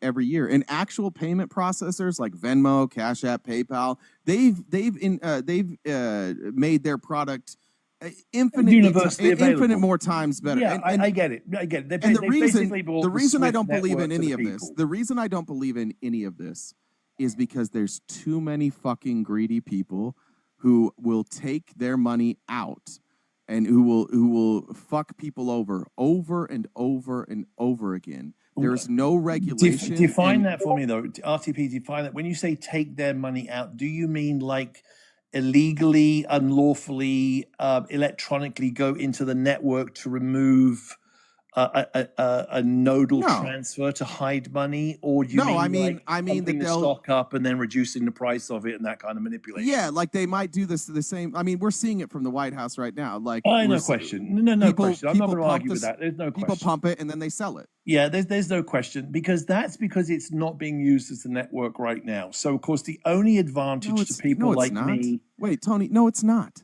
I said it's not being used as a network. And I'm saying that's not why that's possible. Even if it's used as a network, the lack of regulation and the fact that the anonymity behind it and the influence that a single influencer can have over the price of that particular coin or the ability of people to buy or sell that coin, it is so easily manipulated, which is why somebody like you, it is advantageous because you've got a lot of fucking money. And so when you put a lot of money in there, you can afford to ride the dips. You can afford to buy the dips. I can. But but the person who gets fucked every time when you buy the dip is just a regular person. So it's just another way to transfer money from the middle class or the working class to the rich. But RTP, that is exactly the same thing with a short stock or a long call on a stock market. But so it's regulated, and those stocks are tied to a product. Those stocks are tied to revenue. Hang on a second. Hold on. And those stocks are publicly traded. and the revenue is publicly available and it's Right. regulated by the SEC. None of that exists with what you're talking about. So it's far easier. I looked when that guy brought up NVIDIA and he's like, you can do this with NVIDIA. The most NVIDIA stock ever went up in a day was like 12%. You see regularly cryptocurrencies go up by 4,000% in a day. So yes, our stock market is You're completely talking about manipulated. you're talking about meme coins and junk coins. Sure. Yeah, I'm not even interested in those. Honestly, I don't. But you the know, only difference between those coins and something like XRP, despite obviously the way that they're made, their projected utility, the blockchain they're on, there's obviously differences in how they're made. But as far as the price goes, the difference between let's say Bitcoin and Trump coin is that there's too many people holding Bitcoin for somebody to manipulate it that much. But when you're talking about a meme coin, you can easily manipulate it. Let me get involved in the conversation with you, because most of it I actually agree with. And this is part of the problem, is that you will get a lot of uneducated, and I don't mean that to be rude to anybody, but you'll get a lot of uneducated people in that field who will believe in a lot of the hype that will basically say, this is the next GameStop for me. Let me get into it right now, and let's just try and get some money from it. And really, it's not the new GameStop because it's got different dynamics on it. I will agree with that. But the question of that has got to be is, why do you want to have a federal regulation try and regulate a cryptocurrency that is already being regulated across part of the world for the most part anyway? So there's a lot of room. Who's regulating it? Who's regulating it? Major cryptocurrency, and what I should do, RTP. Wait, who's regulating it? Hold on, who's regulating the it? British government regulated, the French government, the Italian, the French. I deal with them all the time. Privately, what I promised to do. What are their regulations like? What are their regulations like? The FDIC regulations are one thing in the United States, but the British financial FINRA regulations are very tough on my company. I have to make sure that everything that I do for the European financial markets with the cryptocurrency and the mining companies that I'm heavily invested in have to meet all the different criteria as to what we're actually saying into the marketplace, what we're doing with our assets, how we're actually publicly issuing our corporate stock, whether or not it's backed against our cryptocurrency, and what the margins are for our cryptocurrency calls. So if we have something happen to our stock, for example, with MicroStrategies, we don't have that here in the US. So MicroStrategy stock could go down based on the fact that they're heavily leveraged with Bitcoin. But our companies in Europe, we can't do that because they've separated the markets between our trading, our mining, and our stock portfolios. You're saying that you can't back your crypto purchases with your stock. Is that what you're saying? That's correct. Yes. Okay, good. Yeah, I like that. Yeah. One of the ironies is what we are. But why not do that here? Why not do that? Because I don't know. That's not my. Because you have a lot of money and you don't want regulation. Let's just be honest. No, I don't mind. No. Honestly, RTP, I don't mind the regulations because, I mean, as I said, what I should do for you just privately, just so you know, and anybody listening will be able to go like, oh, he's not talking shit after all, because with the conflagration of our minds between RTP and myself, I need to be able to give him receipts, but I have confidential information from major financial institutions, which I'm personally involved in for my crypto mining business.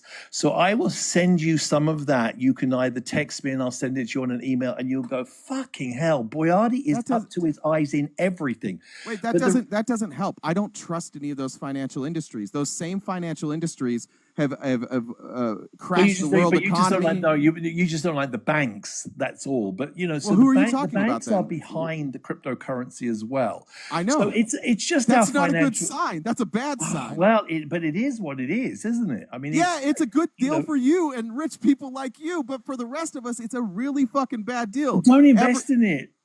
I'm not invested in it. I'm trying to talk the last two people that were on here. I was trying to talk them out of investing, because you know as well as I do that you can withstand, like you can go through ups and downs. XRP can take a tumble for a year and a half. You're good. They're going to lose everything. Yeah, listen, I do tell my friends, and I shouldn't really divulge too much, but I do tell my friends, don't sell it. Just hold on to it. And I'm trying to make sure that it does crash because I think you guys need to lose all your fucking money. I guess that's where we're at. I think you guys already have too much money, and I think you recognize crypto is a deregulated industry that's a hell of a lot easier for you to make Hey, quick look, I returns. got it. No, And so you I like agree it. with you. The Yeah. reason why, I mean, a lot of people will complain at me, but they're like, why did you vote for Donald Trump? And I quite happily tell them the reason why I voted is because I'm heavily involved in the crypto industry and I wanted a crypto, So, a so would you agree then that the SEC dropped that Ripple investigation because they paid off Trump? Oh, I couldn't even begin to speculate on that. Come Honestly. on. All right. I mean, Publicly, I you have can't to I say have it. to be Yeah. careful with what I actually say on some things, but the reality was I did support this administration because I kind of knew what was going to happen should he come into power. And I was fortunate. Yes, my cryptocurrency valuation went up. It's gone slightly down, but it went up about 40% subsequently to Trump administration coming in. So that did feather my nesters, so to speak. And did I deserve it? Not Feather my really. nesters. Not really. Never heard that before. But I just, Yeah. I knew what was going to happen, and I was sick to die, fucking diet of the Biden administration hammering down on the investments I'd actually made because I'm trying to get involved in the long term. I'm trying to get in the long term with cryptocurrency to actually establish it as that, a currency that everybody can use because I want to be paid as a bank. Yeah, I think you're going to lose this one. You've made a lot of smart investments in your life. I think that you believe too much in the power of these people, and you're not seeing the effects on the everyday person. And the effects of these constant crypto scams by the everyday person is just chipping away at people's willingness to buy cryptocurrency. I think this is one of those situations. I mentioned it earlier, but I think we're on the verge of 2008, but from multiple markets. It's not just the housing market. I think the biggest venture difference is, capital. You guys RT. you're in trouble. Venture capital. Those adjustable rate loans are gonna they're already defaulting. You're gonna see those CLOs kick in, and then you're gonna have to see people unloading stock because it's defaulting on loans, and then those loans are backed by their stock, and so you're going to see stock prices crash, and then everyone's going to panic sell their crypto. Well, that's the part there. So you've gone through all of that, the doom and gloom first of all, which I laugh and raise my eyes about. But then so you get down to the nitty gritty, which is they panic sell and they sell their crypto. And the reality is they shouldn't be buying the crypto in the first place because the network, and you rightly said earlier on, it's not worth any value to industry right now. It is supposed to be a payment system, and once it's fully functional, then it will have benefit to me. But right now, it is purely price and stock appreciation with ETFs being backed by different currencies. Strategy. So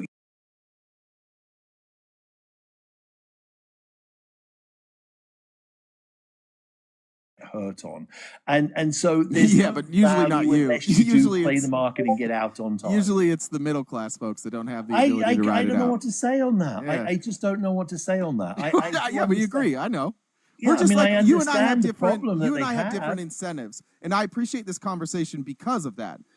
Your incentive is to continue benefiting in the way that the rich are going to benefit under Trump's policies, and my incentive is to say I want a stronger working class, and I hope that a lot of this money that hopefully you guys lose trickles down. I hope you guys lose a lot of money. And so let me give you so the explanation that I would use to you, not from a speculative point of view, because that's a different part of the market, and I don't defend that with anybody whatsoever. But from the business perspective, I'll just give you an idea. So I work, as you know, with different corporations overseas with different countries. So I will deal with, like I did with the Ukrainian hryvnia, with the Egyptian pound, with the Uruguayan currencies.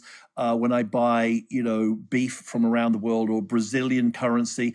But what I'm able to do with cryptocurrency is to be able to monetize their currency immediately into a single world currency without having to pay that 3% transfer. So when I get a DLC, a documentary letter of credit, for example, from the Egyptian government, I have to take it to JP Morgan. And the first thing JP Morgan are going to do is say to me, oh, Tony, that's it. We're going to charge 3% on every fucking transaction. I'm like, why? Because all they're doing is converting that Egyptian pounds into American dollars, so I can then go and buy something from another country. And then why do you think they'll stop charging? Why do you think they'll stop charging? Because gas? they won't. Because it's that deregulated that they don't have control, and that's no. Excuse me. Why do you think the crypto? No. Why do you think the crypto companies aren't going to do the exact same thing? Of course they are. They will. They may come in and because that's how I make my money.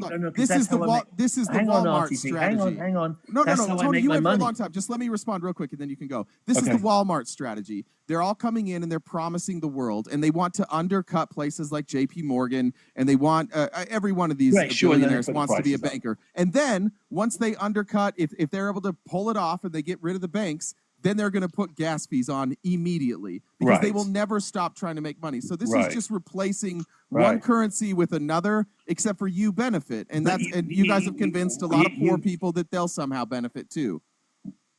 You've worked out my plan.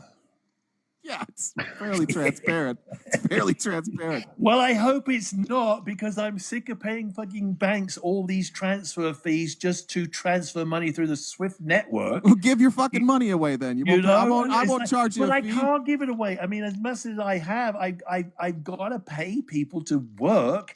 You know, the rest of it you can give away. You've got to eat. Oh, please, sir, can I have some more? Right? Okay, I get it. Tony, I got a question for you, sir. Yeah. Because I love to eat a lot. Can I get some raviolis? Can you get some raviolis? Yeah, I'll send you some raviolis. No, I'm just. You're gonna get dented shit. Tony's gonna give you almost expired dented fucking candies. Hey, there is nothing wrong with my dented expired shit. Let me tell you, I actually go to the warehouses and buy that stuff personally so I can distribute it to my local food banks. There you go. Just to do like that. Nice. All right. Well. So Tony, you mentioned that you voted for Trump, correct? Yes, I voted for Trump. Yeah. So did I. Is there anything that, since he has gotten in the office, that bothers you about him, that he has done? Yeah, just about every fucking thing that he puts in his mouth. He's a fucking idiot. That's why. Okay, so you're not one of those people who voted for him that think he's, somehow God or something. No, you can actually call him out. I don't think he's God at all. I'm just like, maybe the best thing that can happen. He's impressionable. That's what he is. That's why you like him. Maybe the best thing is that it's a countdown to the expiry date of 4 years, and then we never have to have another person like him again. Like we're coming for you in the midterms. Man. They do push that. I gotta say, when Mike Johnson said today, maybe we should have a look at getting rid of all of the federal judiciary, I'm like, that's not a very fucking good idea, Mike. Talk about losing the midterms with a statement like that. Can't wait. Yeah, well, it is what it is. I don't really want to talk about too much too much politics because it doesn't affect me like you guys. And I have piece to. Of shit. I know. All right, fair enough. But I'm like, it doesn't really affect me. So I'm like, yeah, and that's the terrible thing about it because I stand a little bit above everybody, and I just go like, oh, I do understand what they're saying, but I just got to get on with my own life over it. Well, I hope you have good health, and I hope you lose a lot of money. I hope you do well personally, just not money-wise. I hope that all that money goes to other people. Hey, whatever happens, I can't take it with me when I die, right? So it all goes to everybody else anyway. All right. Put me in your will. Yeah. I just want the food. That's it. You just want the ravioli. Well, the whole thing is, which I don't mind telling you guys up front right now, but here's the interesting. You might be hearing a lot more of me in the very near future because while people are considering actually buying TikTok, right? Are you still part of that? Well, you know what? And this is a God's honest truth. And I said, I don't mind sharing this stuff with you privately seeing the letters. We got absolutely rejected when we sent part of an offer in. We actually went to the TikTok headquarters and our lawyers did the presentation. We had to do a valid proof of funds to show that we had the money to be able to make an offer. They came back with us and they dismissed us straight away, not interested. So our view of that was something is definitely going on. There's only one of two things. A deal has already been done with a prime group that they want no competition. So they have one, they've obviously possibly paid for the, the confidential rights to it immediately up front. Or TikTok aren't selling them and they're just going to close it down. So it's one of the two. A deal's either been done or it's because we were just dismissed straight away. Maybe they just didn't like your accent. Don't rule it out. Oh, it wasn't me as the fucking rule, was it? I mean, I had my lawyers do it. Bravo, thank you. But the irony is, of course, what that did was with the private equity group that I'm part of, they were like, well, what are we going to do with the money right now? Well, it just so works out that none other than Chef Boyardee, the company itself, is going on the chopping block, and I might be able to buy it back again. I might be able to actually bring it back into family ownership. Well, maybe you can get them to stop banning me every day. That'd be cool. Banning who? TikTok banning you? You ban? Fuck, well, it's weird. Like I can't stream using Streamlabs. You have to apply for permission, and if you get banned, even if they overturn the ban, then you have like a 30-day suspension on using Streamlabs. So I can never stream my daily show to TikTok. So I have to, which has been great actually. It's way better on YouTube and Twitch, but yeah, they suck. Oh yeah, I mean.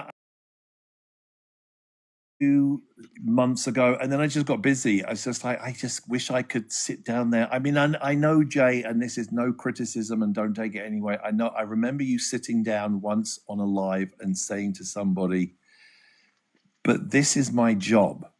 And I actually thought to myself, yes, it actually is, because I sit down and I watch TV all the time for different shows for entertainment. And I'm like, and he's got a following and he's got a show and people enjoy him and people watch him, and therefore he has the right to earn money doing what he's doing and bringing enjoyment to everybody else.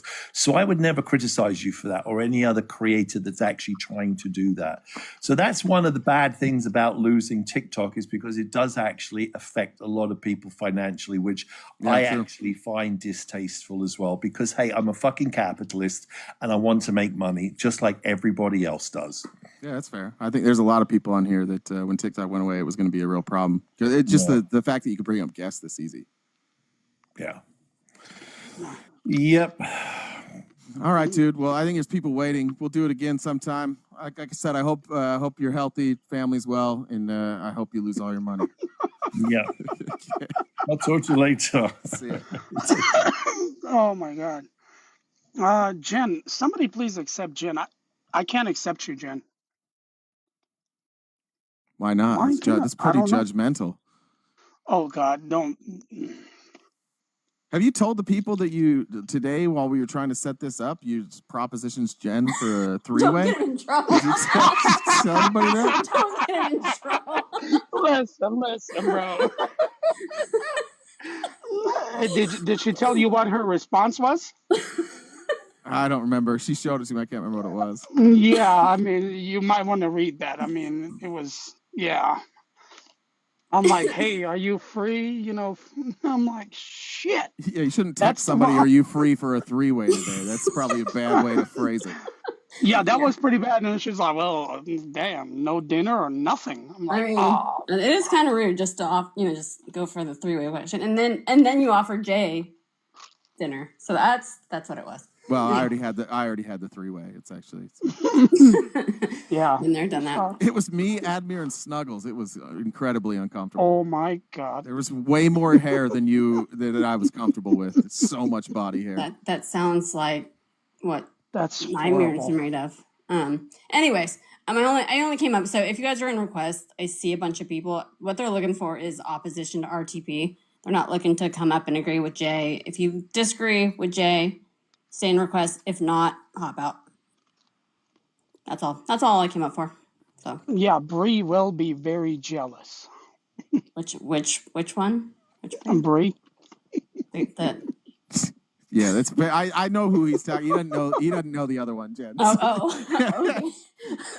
Oh, there's another one? The answer, yeah, but one of them is great and one of them is terrifying. So. Oh, okay. Yeah, that one. Okay, not the one. Okay, Yeah. got it. There we go. Listen, if you guys want to come up and you're an op, just please put a 1, so I'll bring you guys up. Yeah, I mean, put it in the chat if you're in opposition. Put like a 1 in the chat or something like that. So yeah. I'm never doing 3-way with RTP ever again. I was too critical.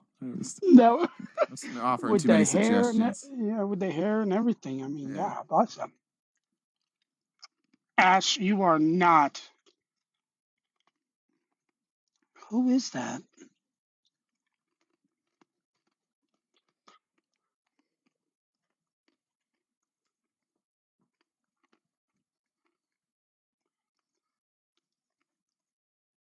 Is it loading, Dave? I don't see anything on my end.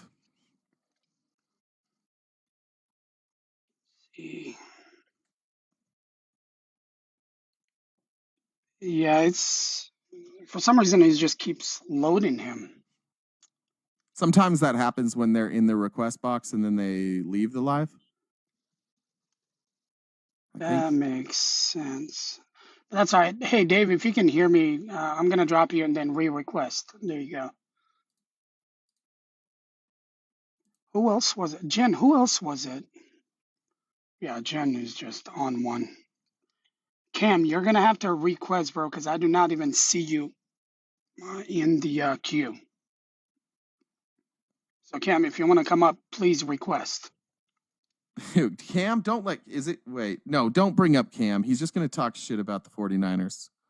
Oh, he's a friendly, but not to my football team. He's a bully. Oh, never mind. Amanda, if you want to come up, I'll bring you up if you want to. Oh, here we go. Oh, shit.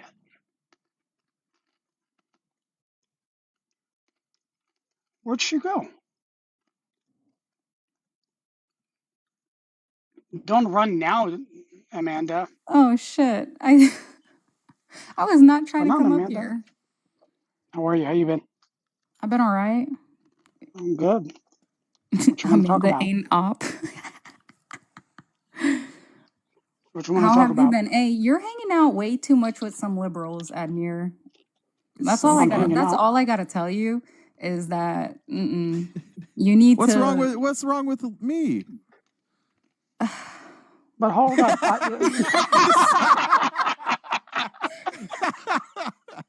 I see how she went real quick. Well, to begin, I had hopped out and I hopped back into.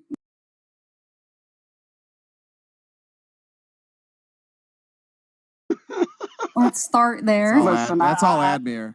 Oh, yeah, okay. I don't want to. I'm telling you, he's hanging out way too much with liberals. Sounds like liberals are having a good time to me.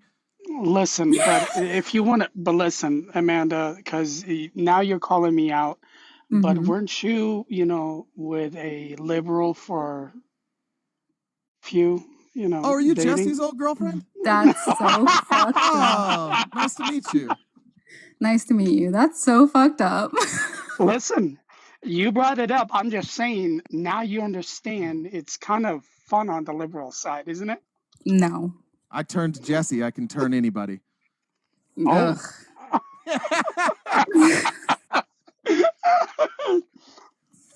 So you think I'm hanging out with liberals too much? No. What don't you like about us liberals? Everything. All right. Could you pick like your top 3? Or you could just talk what you hate about me. That'd be fine too. I mean, I don't have hatred in me, so I don't hate you. I can't say that I do. Okay. It's just I personally think I have a different mindset. Jesse got turned all right. Oof. Oh, God bless it. But yeah, it comes down to like a mindset thing as far as I've realized, especially like. What does that mean? Like mindset, like a ideology? Yeah, and everything, honestly, like daily life things and just perspective on stuff. Like I don't want to go too deep into personal details of it, but it's just, it's so different. I don't know. Well, yeah. So I guess I could take a stab because the longer I'm away from TikTok and these debates, the more I realize that like TikTok is a place where people are divided. And as I scroll through now, I do see people like on either side, just knee-jerk reaction, like a Republican says something and a liberal's like, I'm just going to disagree with that. But Yeah. like I was a conservative my whole life. And I held leadership in the party. I worked on presidential campaigns, Senate campaigns, congressional campaigns. I can tell you that I do think that the most eye-opening thing to me in like when I first started just like talking more to liberals is that what I thought they believe or why they believe certain things wasn't actually why they believed it. Like I became a liberal because I went from Republican to libertarian, and then I found that like the stuff I liked about libertarianism was far more closely aligned to somebody like Bernie Sanders or AOC than it was Ted Cruz or Donald Trump or Marco Rubio or even somebody like Rand Paul. Like the ideas of like personal liberties, I find that the far left wants more of that than anywhere on the right. No, and I respect people like you, like that you have a purpose to why you switched and stuff. I just come across so many people that, especially during election, it's like, why are you voting for Kamala? And then it's like, I hate Trump. That's all. Stupid. That's so stupid to me. You know, like you got educated on it. You know, you did your research and all that, and you identified with it. Cool. I respect that 100%. But I cannot stand people that literally I hate Trump. I think that's most people and then they can't politically, even say though. why they hate the man. And it's like, why have hatred first off? And then do you recognize that that's like, I spent my time asking people like, why don't you like Kamala Harris? And a lot of the stuff people would say was just wasn't like, they're like, she's not qualified. Well, first of all, there's no qualification, but then she was like, I find that that's just most people. Most people have real lives. They have kids, they have jobs, they have hobbies. And so like politics to them is all surface level. But yeah. I really do think that like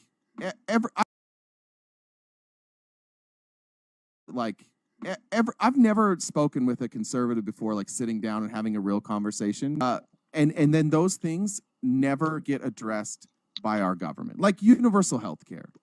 If you talk about universal health care versus private, there's no question universal health care is better. And we can all get to a point where we could come up with a structure for universal health care that everybody agrees is better, but we'll never get there because we have two sides who never talk about universal health care because it's not divisive enough. They don't make any money.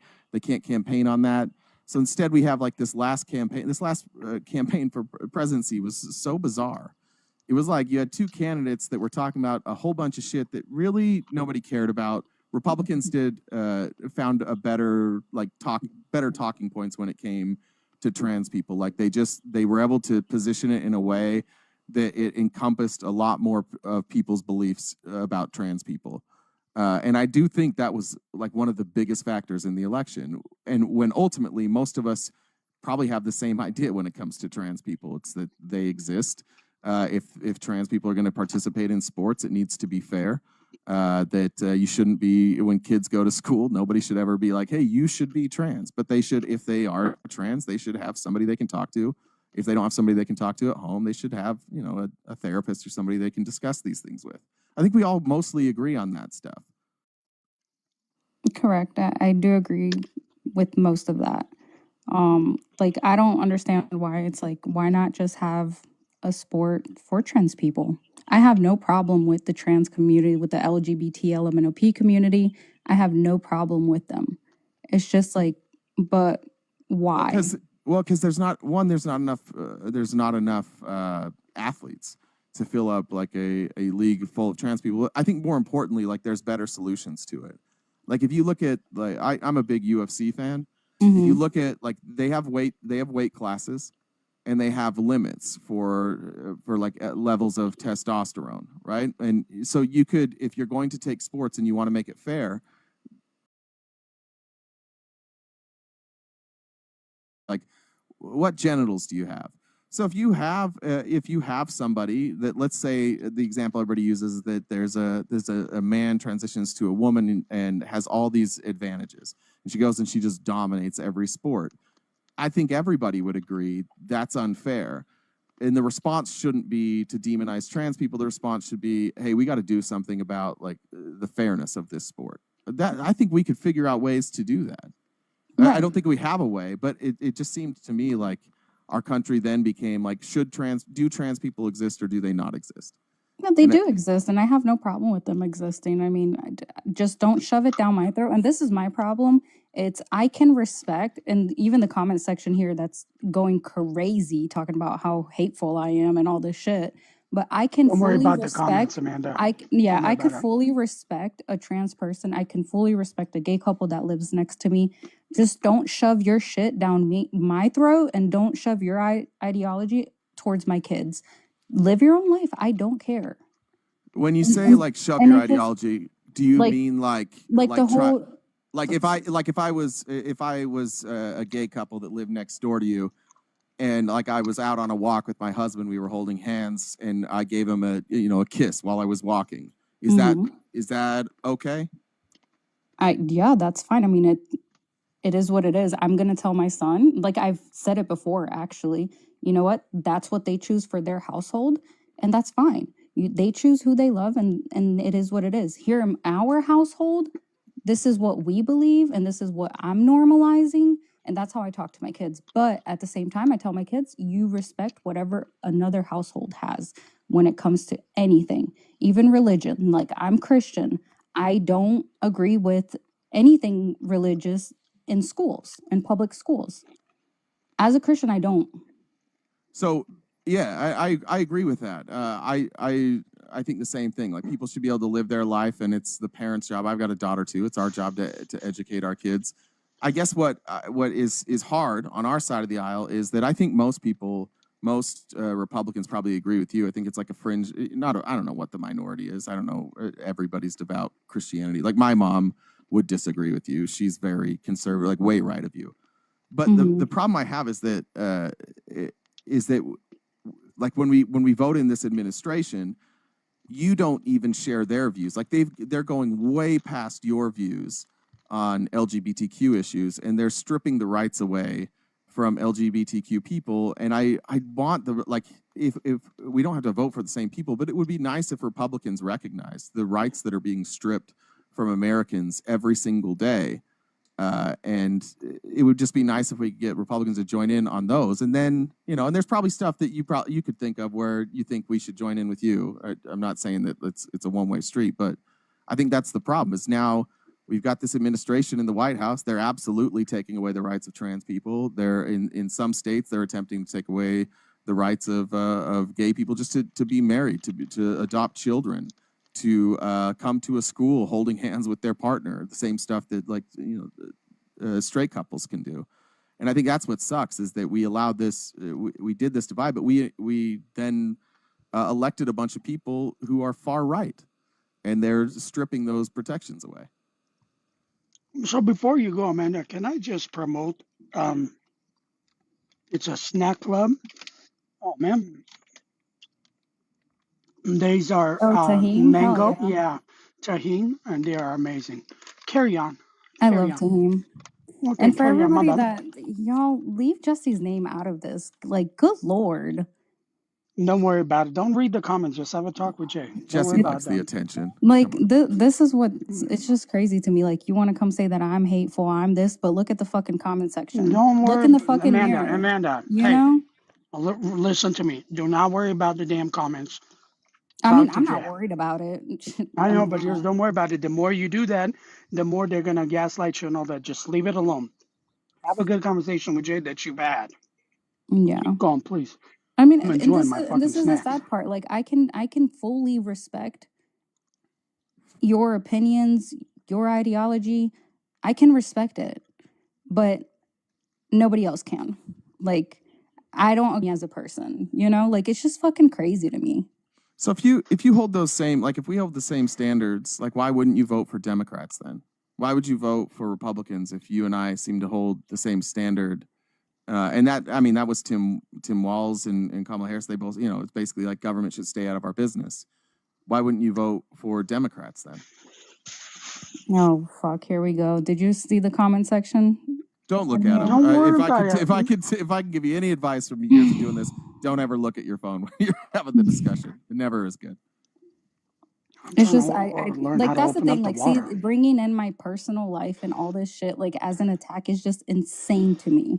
So here's what I'll do is because My I don't play beliefs that doesn't game. harm Hold on, people. That's Amanda. crazy. Amanda, hold on. Moderators, if you see somebody talking shit about her personal life, just get rid of them. I don't play with No, that. I don't care. Amanda, It's I fine. know, but hold like on. they're proving Hold on, my Amanda. point. I'm Don't not do it. triggered. Just They're proving my point, so it's But fine. wait, why don't we just have the conversation then? yeah, Like, just why, you and him have why- a conversation. Why not? If we share that opinion, and clearly this administration doesn't, like, why not?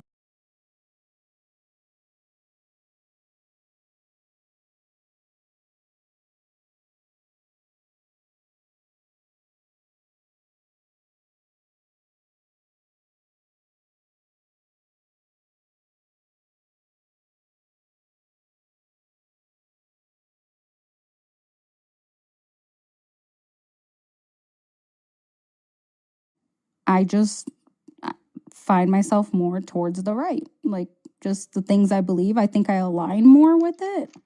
What do you think you align more with? I'm not going down that rabbit hole with all this shit down there. I'm not. Sorry, Jay. I'll talk privately with you, but I'm not doing this. Especially with that shit going down there. Where? I'll no, DM you no, later, Admir. yeah, that's fine. Jesse, I love you. I'm not having you up here. Nope. One of you's yeah. This isn't Springer. Yeah, I'm not I mean, doing Jerry I can Springer leave bullshit. so he can come up. I have no problem. No, with that. I'm not doing friendlies. We're not. I just want to talk to my side. I wasn't trying to debate for the people that are saying I was not. Was put up here against my will. Right. So Amanda, you and I voted for the same man and all that, and so forget about Trump for a second. Forget about politics. Mm-hmm. In your opinion, do you think that we can reach out to the left and say, hey, listen, something went wrong. Can we at least meet in the middle?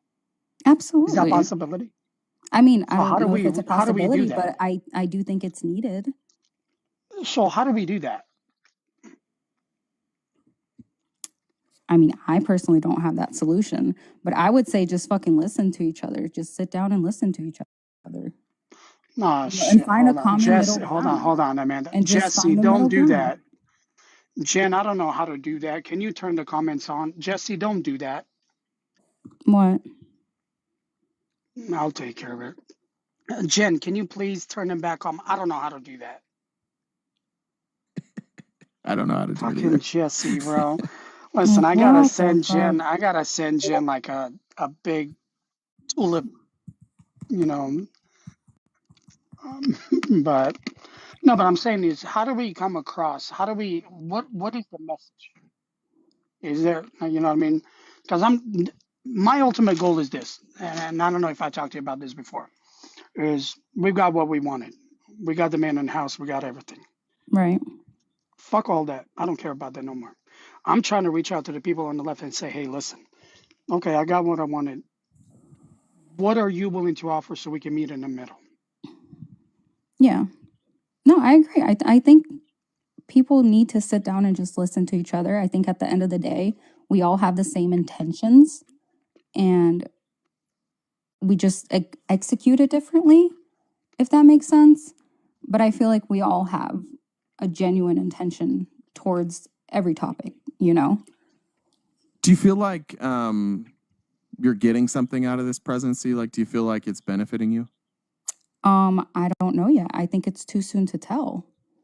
Sure, fair enough. Do you think and that's this the thing, stuff- like I would say the same thing, like if it wasn't Trump, if it was a different president, if it was Biden, I'd be like, no, it's way too soon for me to tell. My opinion remains the same, regardless who's in the position, regardless of that. Okay, maybe it's probably a bad question on me. Do you agree with the stuff that this administration has done so far? Like, do you agree with like obviously the tariffs haven't mostly been put on, they've been used, it appears as threats at least. And then the executive orders like trying to take down the Department of Education, getting rid of the Consumer Financial Protection Bureau. Do you like those things? I'm okay with it. Like, I read into the Department of Education, for example, like they are just putting it to other departments. They're not like abolishing everything, like how the media puts it out there, that, you know, they're not going to help the student loans and all that stuff. Like, that's not true. Like, they're just rerouting it to a different department. So no, I don't have a problem with that. Why do you think that is a good thing? I mean, I don't think it's a bad thing. Can I give you why I think it's a bad thing? Sure. Yeah. One, the plan since Reagan has always been that they want to privatize schools. And so ever since 1980, they've been trying to get rid of the Department of Education. And it was so popular, they couldn't do it. So what happened is, through Congress, we just kept funding it less and less and less. And until like there wasn't enough funding to make it happen, we allowed these like private institutions to charge exorbitant fees, and we brought capitalism into the government. I think that was all by design. And so by getting rid of the Department of Education, it gets rid of like protections for like children with disabilities. We don't know who's going to do that now. We don't know who's going to force schools to follow the laws when it comes to discrimination. We have no idea. There doesn't seem to be a plan for any of that. And I guess like what I keep But wondering doesn't it go to the states? And well, the states, there will be a department that is going to handle it. Well, the states already handle everything. The states And choose the curriculum. Most of schools are funded by local property taxes. The Department of Education was just there to make sure states are doing the right things. Like there's federal laws that states have to abide by, and the federal government is responsible for the oversight there. And so this is essentially removing oversight from state schools.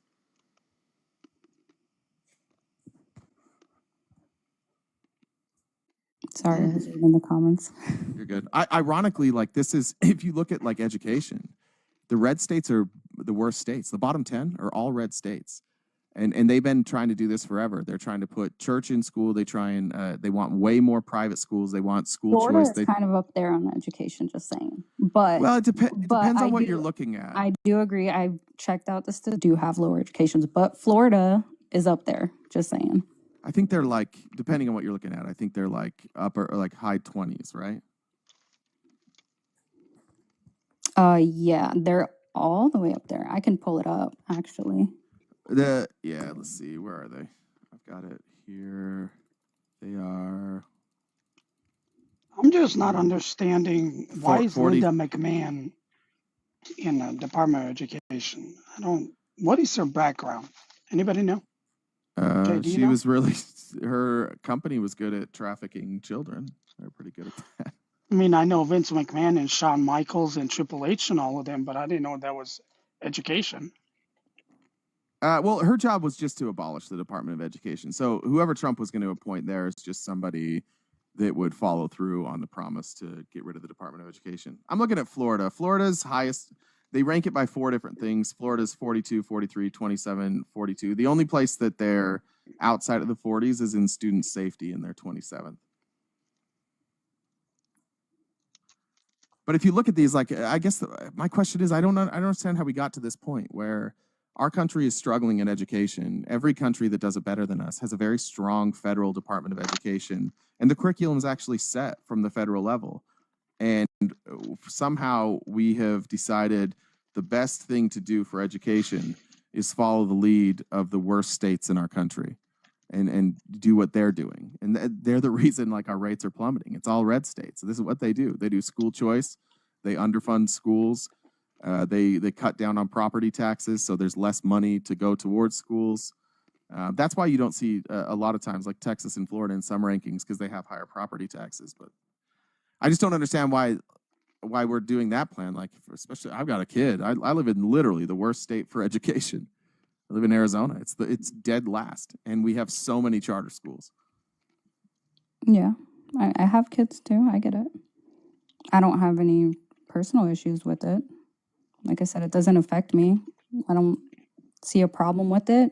I give it the benefit of the doubt. And if it was under Biden, I'd give him the benefit of the doubt as well. Sure, So I how, get that, but like if we're doing wait and see, like I guess you can say like maybe we're wrong, but do you at least see that it's weird that we're doubling down on policies that have been failing? Have they been failing currently? Well, it's basically saying that we're going to do school choice, and we're going to put everything on local levels.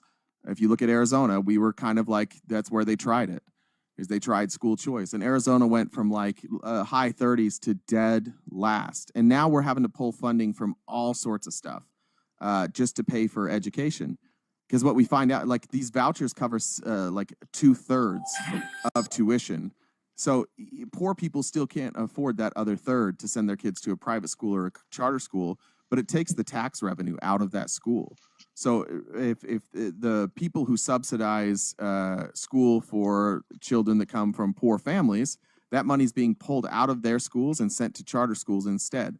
So the places where there's already not resources, a lot of times you have two parents that work all the time or a single parent in the house that isn't there. So the kid doesn't have the benefit of learning from their parent and being taught at home. So they rely on public school to get an education, and all of that funding is being stripped from them. That's why Arizona's dead last. And Oklahoma's next on the list, who's doing the exact same thing. They're at 49th. Well, I'm going to probably say something that's going to trigger a lot of people out there, but Nice. I also have the belief if you can't afford to have kids, don't fucking have kids. I Well, don't. but we could like, afford to have kids, I'm right? just I'm just saying, if you can't afford to pay for your kids' college or whatever, why are you expecting other people to pay? Why are you expecting taxpayers? Well, to we're talking pay about for... public education. We're not talking about college. No, but you said that they couldn't afford, etc. But I'm saying if Yeah, they can't afford, then they shouldn't have a kid. No, that's public. I'm talking about school. Like these poor families can afford to send their kids to public school. They can't afford to send their kids to charter schools or I told you private they get schools. triggered. And so they pull them. Well, yeah, but I mean, listen to what you're saying. You're telling people that of poor people. So, Oh, I never said that. but I know you didn't say that, but that's what they're reacting to, because effectively that's what you're saying. You're saying that you're allowing rich people to take their tax revenue out of the public school system and put it towards a private school, which means that people who are poorer get a worse education. Okay. so Amanda, I got a question for you. Mm-hmm. So fiscal year starts, I believe. Jay, does it start October or November? Fiscal year for Yeah, the for federal Trump. No, for for the Trump. federal government. What do you mean? Yeah. So his fiscal year, I believe, starts October or November. Correct? No, it's from when you take office. I mean, his policies that any policy he put that gets put in through legislation, I mean, budgetary, that'll, if they ever pass a budget, we haven't done that in a long time, but if they did that, it would all start next year. So, I mean, there's some stuff he can do through executive order that goes into place now. But any of this other stuff that they do legislatively, mostly that'll start next year, like January. Okay. All right. So we'll say he got in there January 20th. So I will give him till January 20th till he got into the office. Into legislatively, So we'll say he got in there January 20th. Within that year, if things don't change, then I will be the first one to come out here and say, okay, I fucked up. I voted for the wrong man. And that's the problem that I have, is people are not willing to have this conversation where they say, okay, we're not seeing anything. We can say, hey, we fucked up. Why are people so scared to say that? So yeah, you were right. The fiscal year, the federal government's fiscal year starts October 1st and September 30th. Oh, so okay. So that's the conversation that I like to have with people that voted for Trump is, can we just admit that there's a possibility that we fucked up? I think it's too soon to say, but if it does come down to that, I will 100% say that. I'll take it. Okay, so what is your time frame? Like I said, I'll give him a year from the time that he got in the office. Yeah, I think that's very reasonable. I think a year is reasonable. Okay, so in a year, in January, if the same shit is keep happening, then you and I If will he's come on here fucking shit up, I will literally said no, he's fucking shit up. and that we both regret voting for him, correct? If it's something that's getting like depends. I mean, if everything is going to shit, yeah, I'll be like, damn, I did regret it. Okay, fair enough. Like if it's actually, affecting a lot of people to terrible ways, yeah, I'll be like, you know what? I fucked up and I regret it. Okay. What if Fair it's enough. only affecting poor people and it doesn't affect you? Like what, for example? What do you mean? A good example would be like if they go through on their promises to cut Medicaid and Social Security. That will only hurt people who rely on Medicaid and Medicare and Social Security. So if you're not on Social Security or Medicaid or Medicare, it wouldn't affect you, but that would affect millions of people directly. It probably wouldn't affect you. Would you care at that point? When it comes to that, no, I wouldn't, honestly, because if I have to bust my ass and work to pay for my kids to have health insurance and et cetera, I expect somebody else to as well. I came from nothing. My parents didn't give me anything. I had to build everything from the ground up. So if I have a mindset where I'm like, if I was capable of doing it, somebody else can as well. Like Yeah, another mother can as well. But So people on Medicaid, Medicare, and Social Security, these are going to be people who had been promised by the federal government that the money that they spent would come back to them. oh yeah, So no. cutting If that gets and fucked, then no, 100%. That and then I will Medicaid's say I'd regret it. and then Medicaid is mostly going to deal with people who can't work, right? So I understand what you're saying. Like, I don't think people should be freeloaders, but if they cut money to Social Security, Medicare, and Medicaid at the numbers that they're talking about, this is going to affect people who have committed no fraud, where there's no waste, there's no abuse, and all of that funding will be cut to justify cutting taxes for rich people. It's hard to me. It's really hard for me to hear. Like I grew up conservative. I grew up religious, but and I was deeply religious, and it's really hard for me consistently talking to my family who is still deeply religious. You read the Bible, Jesus says sell everything. You read the Bible, Jesus says take care of the poor, and then those same people are turning around like, well, poor people need to pull themselves up by their bootstraps. It just doesn't seem to jive with the Christianity. Like, it seems like most Christians just are like, I'm a Christian when it comes to demonizing LGBTQ people or making sure certain people don't have rights, but when it comes to feeding the poor or dollars, they're like, oh, I need to protect my dollar. Christians are typically one of the most Hold on, Scott. organizations. Oh, my bad. Hold on, Scott. No, you're good. Amanda, much love for you. I'll text you later. But I'm trying to do these one-on-one panels. Yeah, no, go for it. done. Yeah, It's good talking to you, Amanda. Like everything Yeah, that I've Amanda. said, everybody has twisted my words to fit Don't their worry about it. agenda. And Don't worry that's about the problem that I have with the fucking left is that literally, like, y'all don't listen. Y'all take bits and pieces of words. You take shit out of context and then you spin it around to fit your fucking ideology. That's the problem. Don't worry about it, Amanda. I'll text you later. No, I'm good. It's nice to meet you, Amanda. You stay safe. Nice talking to you again. Yeah. Scott, what you been up to, man? My bad, dude. I didn't know that was one-on-one. I got Amanda invited me up here. I didn't know that was one-on-one. My bad. No, you're good. You're good. I know you're a conservator as well and all that. I know you've been listening down. I mean, you want to touch up on anything? So I can touch a little bit on the education thing.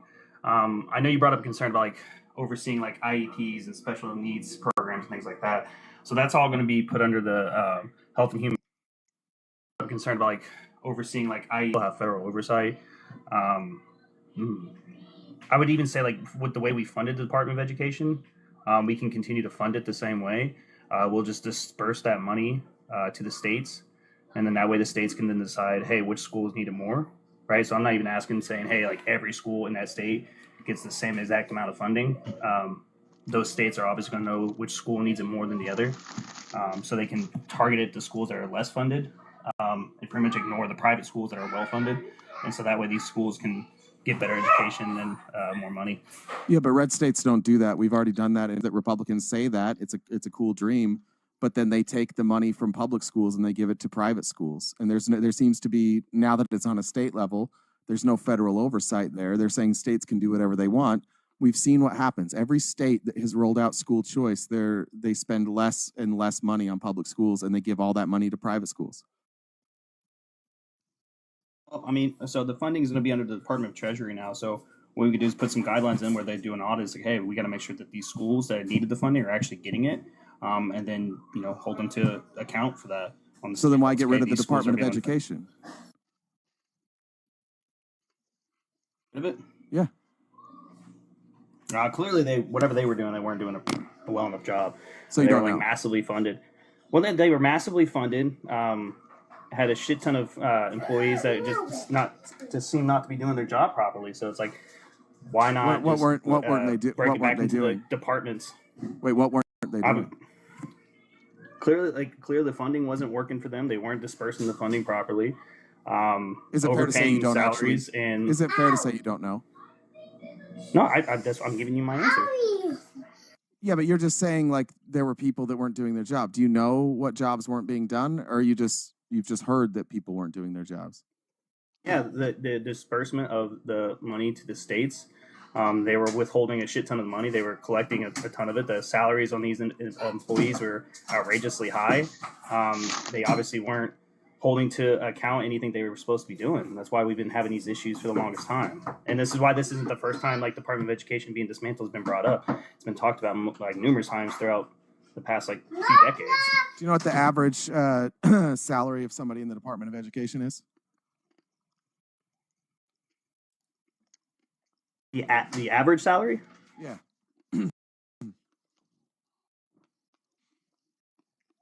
Hold on, my daughter's running around crazy. Last I heard, the average salary is around like 80,000. It's around 112,000. Oh, see, it's even higher than I thought. Why is that? Why is that too high? Is that too high? Yeah. I mean, it depends on your role and what you're doing. Like if someone who's there's only 7,000. There's only salary. 7,000 people that worked there. So Yeah, but 7,000. what was the average funding though? What does that mean? What was the average funding for the Department of Education? Like in totality, how much money were they getting? Let me look. I know it's like 5-point-something% of GDP. Do you know what? Percentage? It's GDP? in the billions. It's in the billions. Yeah, but do you know what percentage? What were they doing with that money? You can look all this stuff up, right? No, so I'm asking you, what were they doing with that money? Yeah, so 66% of that money, about 2/3 of it went to fund things like grants, student aid, and student loans. Yeah, see, and that's another issue. The student loan funding, I think, is a big issue that it should never have been government funded because I think one of the It's not biggest reasons why government cause of funded. it. It's not. It's government guaranteed, so like that's why Correct. one of the biggest reasons why schooling or secondary education and colleges have gone up exponentially because it's guaranteed funding. Explain that to me. So if something is guaranteed, it drives the price up. If the federal government guarantees something, it drives the price up. They're guaranteed to get that money. Okay, so the FDIC guarantees up to $250,000 in your bank, right? Again? Sorry. So the FDIC, they guarantee up to $250,000 for banks for investments for fraud, stuff like that, right? That's federally guaranteed. That if you are defrauded, the government's going to cover up to $250,000, right? Yeah, in the case of being defrauded. Okay, but during that time, after the FDIC came around, you saw the cost of starting a bank account, like a checking account, that went down. In fact, most banks don't charge for a checking account anymore. It used to be. So why didn't it drive up the price of opening a checking account? Yeah, well, that's not an equivalency though. It is because you're talking about the government. You're talking about something. Excuse me. You're talking about the government funding, guaranteeing funding. The reason that the price of college went up is because the government stopped funding education. Back in like the 70s and the 60s, if you went to college, 2/3 of your college was paid for by, well, actually more than 2/3. It was 10%, no, 20% of your college you paid for. So between federal and state funding, 80% of state colleges were covered. That number is completely reversed now. The problem with the loans is that the loans were done through private institutions, and we allowed private institutions to write predatory loans. So the problem is the government's oversight of these private institutions, or lack of oversight of these private institutions, allowed them to write predatory loans. And so the colleges and the banks were in it together, like, great, we'll all make money together. And that all happened after Ronald Reagan came into office and said, hey, we got to just privatize everything. Let's privatize education, which is why, like, our per capita, we spend like second most on students, but we don't get the results because it's not really a spending problem. It's a capitalism problem.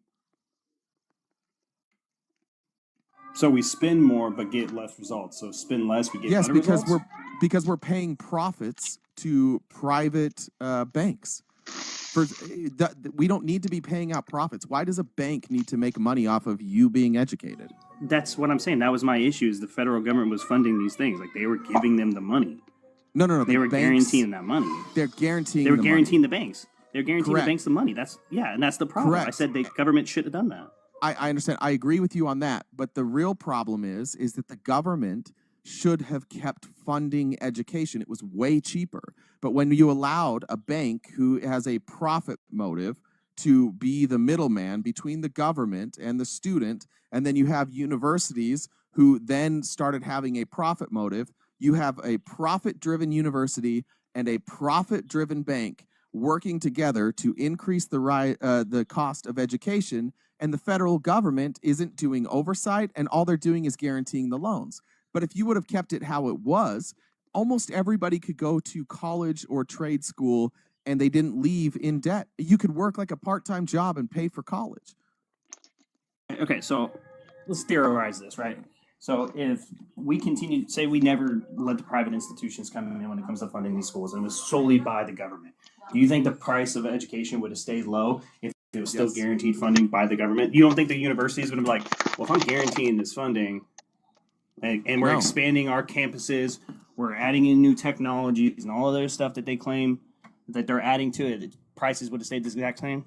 Well, they wouldn't say the same. They would have risen with at the rate of inflation, but they wouldn't have gone out of control, because in order for if the colleges massively increased their tuition costs, who would pay for that? The taxpayer. You'd have to increase taxes.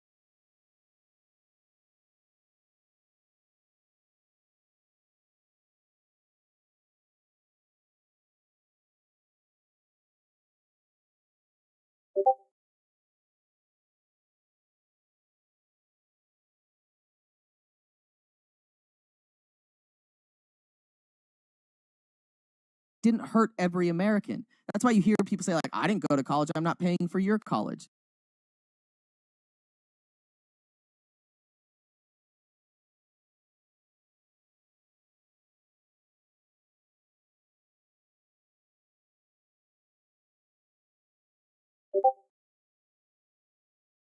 Because they're driven by profit. Our government is not driven by profit. Our government, even at its worst, is driven by politicians who want to stay in office. And you don't stay in office very long if you increase taxes.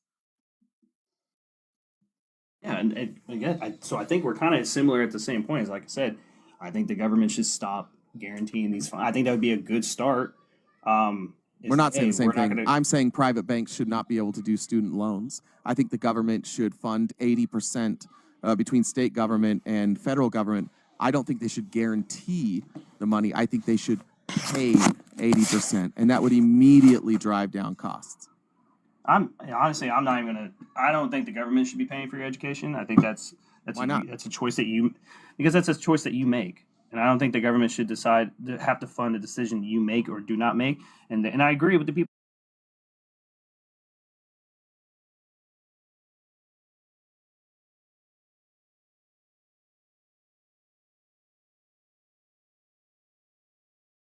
$6 for roads, for police departments, for fire departments, for Because you electric need all those grid. things. Not if I You don't need all those drive. things. Not if I don't drive. You don't need a fire department. You don't need a police department. No, well, let's just talk about roads. Yeah, sometimes I don't need a fire department or police department. I've never had the fire department come to my house ever. Yeah, okay, but here's the thing. So the likelihood of you never having to call the police, the fire department, use a road, use anything that's like public transportation, right? The likelihood of you never having to do that once in your life is astronomically low compared to you can never ever go to college. You can guarantee that if you so choose not to. But using these public services, there's a chance you're going to need it. So yes, I understand the funding for that. Okay, well, yeah, that's weird. Like, you don't have to go to college. Taxes. Yeah, so why should I pay for someone who doesn't want to go? Why Because should I pay that's for how. college? Because that's Someone who doesn't want to go. Why because should I that's pay for how. college? There's a chance I might need that. Sure, there's a chance you might go I to might. college. No, college is either I will or I won't based off the decisions I make. Medicare, Medicaid usually is a health-related issue that I 9 times out of 10 didn't decide to cause. It was just an unforeseen instance where I now have to use that. But it's the same. It's a It's safety the net. same College argument, isn't a right? safety net. College is not a safety net. College is a choice. Wait, why is college? If you look at the amount of money people make, college is absolutely a safety net. The reason that we're getting passed up by all these other countries is because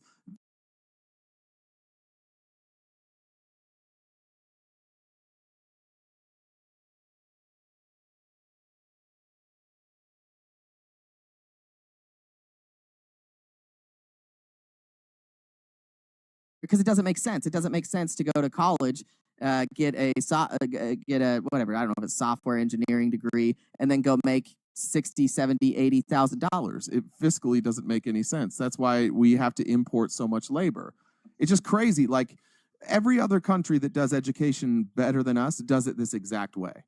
We're the only country that does it this way, and we're sliding down the rankings. So, my solution to this is I don't think the government should pay for anyone's education, but I also don't think the government should guarantee any funding or any loan guarantees for these private organizations. Now, if the private organizations still want to work with the schools separately and they're charging an astronomical rate and they're not guaranteed this money anymore because now it has to come from the individual, I guarantee you we're going to see a decrease in the cost of going to school because more and more people are going to stop going to school, and it's going to dramatically drop it because they're going to, again, it's profit, right? They're going to need people's business, and it's going to lower the cost because they're like, shit, we don't have these people anymore. We can't fund this shit anymore. We got to lower our costs.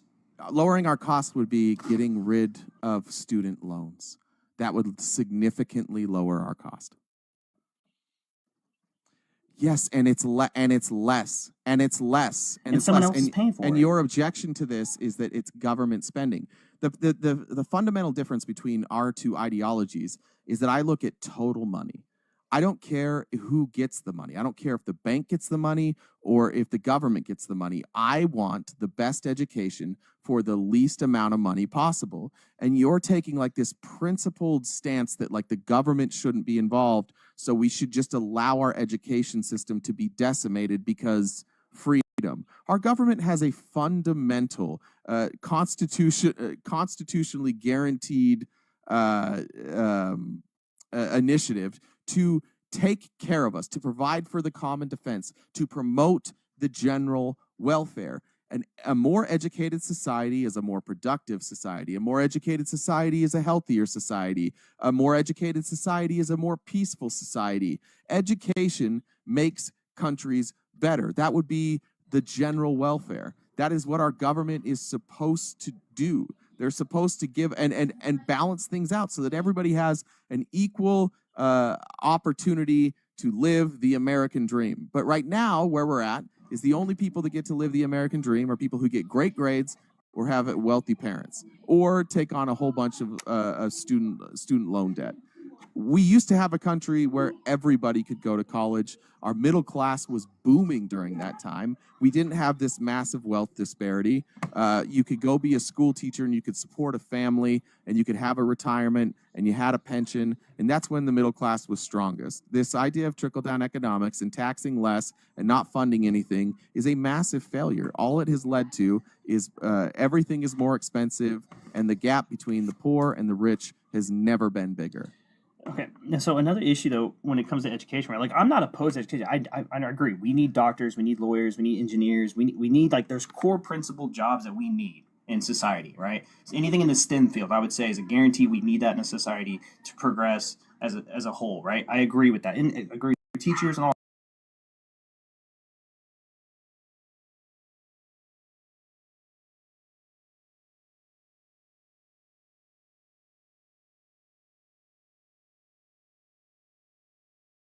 is oversaturated with degrees. There's What do you HRs mean? are Why is oversaturated that with degrees. oversaturated? What? How are you? Because so when you have so there's only a finite amount of availability for specific jobs, correct? It's not a such job, correct? Yeah, there's In no a such society. thing. Yeah, but there's not a job called business management. So it's a degree. You can get a business management degree. Yeah, but you're Right. saying And so. I'm wondering but which that field. degree, right, is essentially not worth the paper that's printed on at this point, because so many people per year graduate with these same exact degrees. Because we're not talking about the like top 1% of people who are like engineers and science and stuff, because those are small number of graduates, because it's extremely hard to get. So that market is more open consistently because we don't get a shit ton of those people coming through, right? Because it's extremely hard degrees. The average degrees that you get, people continuously obtain, and then no one can fulfill those jobs. I mean, how many times have you heard someone's like, yeah, I went to a 4-year degree, 4-year college, got a degree. I can't even work in the field that I have my degree in anymore, because no one's hiring, because it's because we were Never sold this dream. never once have I heard that about somebody who got a business management degree, because that was my You point. did- Business well, then management. I don't know who you. Business management so- is not a job. If you get a business management degree, the reason most people get a business management degree is because it kind of qualifies you for a broad range of jobs. You can work in a ton of different fields with a business management fee. But you're missing my point, I agree. though. No, because You're I missing agree. my point. I didn't agree. finish. I RTP, agree. I didn't finish. RTP, I didn't finish. I didn't finish. Jesus Thank you. Christ. So my point, what I'm trying to say though, is my point is, when you have all these degrees and we were sold this dreams, hey, you have to go to college, you have to get a degree in order to thrive in this society. If you don't, you're going to be poor and broke and all this other stuff. So many people, especially my generation, I'm assuming we're probably roughly around the same age, all went to school, all graduated with like roughly like these same degrees year after year after year, and it just flooded the market, and no one can get a job now with their degree. So they just wasted their 4 years and all that money, and they can't Who even get a job, can't get a with, job with their degree? Who? You said business Just management. If you have a about business 50 management, now I it's think- my I turn. think Wait, statistic- now it's my turn. the statistic about Now it's 47% of my people turn. Now it's my turn. 47%. Thank you. Now it's my turn. Thank you. Hold on.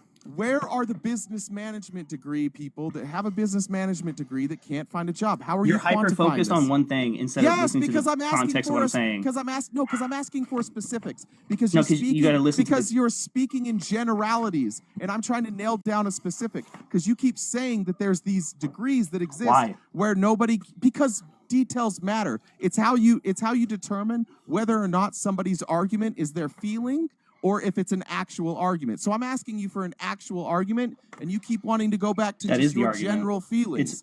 Are you going to It's cut not me off general- the entire About fucking time I'm talking? 47% Are you of going to cut college me off graduates this entire don't time? have don't Brother, use a degree brother, in their All job. right, Brother, Scott, brother. let's move on. You just Scott. freaked the fuck out that I was interrupted. Please, just give me an example of a specific degree. You said business management, and you're saying that the market is flooded. An average professional with a business management degree makes $80,000. If you're saying that their degree isn't paid for because it was too expensive to get the degree, I agree with you, which is why the government should subsidize school so school is cheaper. So when you make $80,000 a year, you're not also paying off $100,000 in student loans. Okay, so if you have each year, right, probably a couple of 100,000s of people graduating with the same degree each and every year, do you think that market's going to be oversaturated? Yes or no? I don't know, because you're not picking a specific market. So Oh if my God. 100,000 people get a degree Just in a use your market brain. Just that has think logically. no, because if you have 100,000 people that graduate with a degree that has 1 million open jobs, then no. But if you have 100,000 people that graduate with a degree where there's only 50 available jobs, then I would agree with you. But you're asking me to agree with a general statement that wouldn't always be true, which is why I'm asking you for a specific. If you can't understand the idea, of Jesus each year- fucking Christ! Okay. Don't Hey, just man. tell me about your That's feelings not. Hey, some more. it's not Yeah. feelings. It's Yes, it logic. is. And if you can't No, it's comprehend, not. it's not my fault. No, It's not you're my fault you can't comprehend You're just logic. saying, no, you're just speaking in generalities and you can't prove any of it. And now when I ask you to prove it, you're like, oh, well, you're just too stupid to understand it. Maybe, just maybe, you haven't done any fucking research. Otherwise, you'd have an Hey. answer here. So you want a specific job with the business management degree? Yes. Is that what you're no, asking for? what I want you to show me is a degree that your claim was people are graduating with degrees and they can't find a job in that field. I asked you for an example. You said business management. I said, okay, show me the business management majors that are coming out and can't find a job in the field. But a business management degree would cover hundreds of fields, because a business management degree is kind of generic, like a communications degree. It qualifies you for millions of jobs.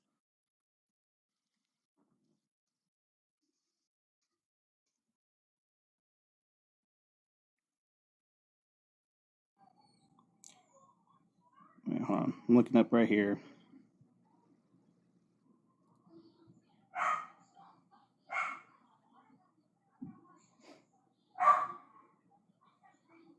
Okay, so there was a study from the Strata Education Foundation and the Burning Glass Institute indicates that 52% of recent four-year college graduates are underemployed within a year of graduation, and a decade later, 45% of them still remain in positions that don't necessitate a four-year degree.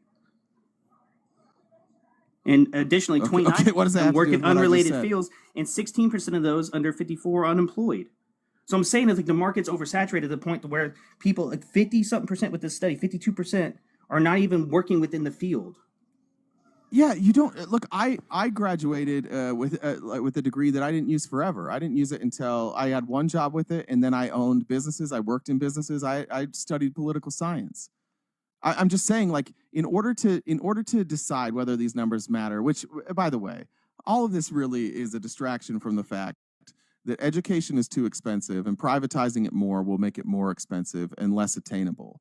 And it was more attainable when the government funded 80% of it, and now they fund 20% of it. But in every other country who does education better than us, they drastically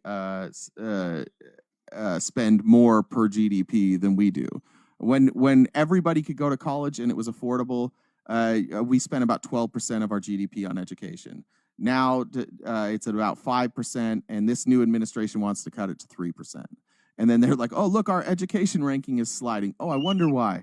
I wonder why all these other countries increased their spending per GDP. We decreased it. They all got better and we got worse. Oh, it must be that private institutions aren't involved as much, even though in their countries they basically outlaw these private institutions from doing what they do here.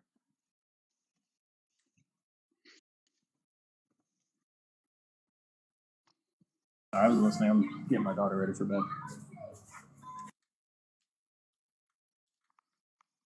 I think this is where we run into the fundamental problem, is that most of what the modern Republican Party is recycled ideas from 1980. Donald Trump's literally running his entire platform is just Ronald Reagan's platform. And we've been doing trickle-down economics and tax cuts for rich people and underfunding education for 45 years now, and the results are glaring. It didn't work. And the reason no other country in the world is copying us is because we fucking suck. And that's why they're all doing it a better way that's accelerating them past us, and that's why we're falling behind. But when Ronald Reagan came around and trickle-down economics came out, it became like a religion. And so nobody's willing to abandon 45 years of failed trickle-down economic policies. We just keep saying, this time it'll work, this time it'll work. If only we could get rid of those pesky liberals, it would finally work.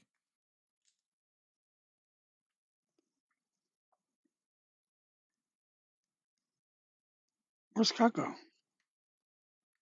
He said he was putting his daughter to bed.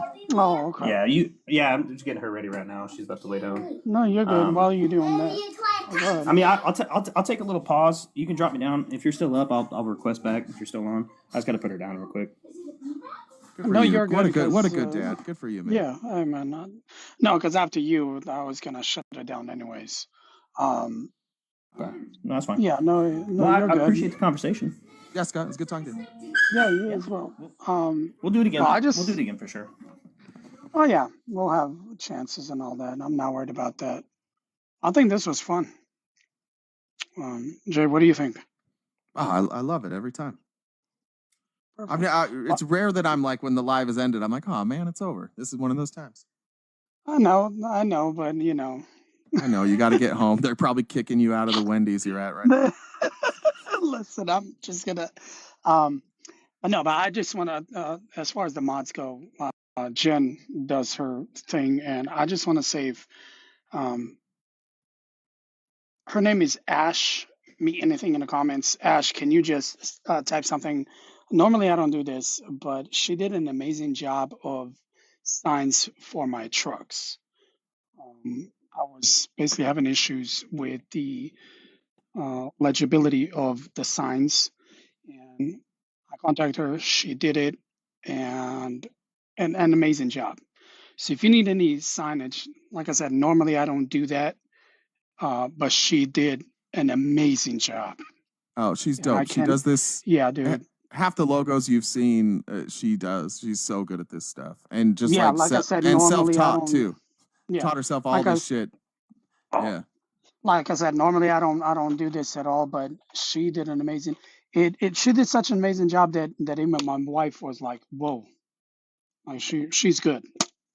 And so I just want to say, if you guys need any signage, anything like that, just contact Ash for anything, and she does her thing and all of that.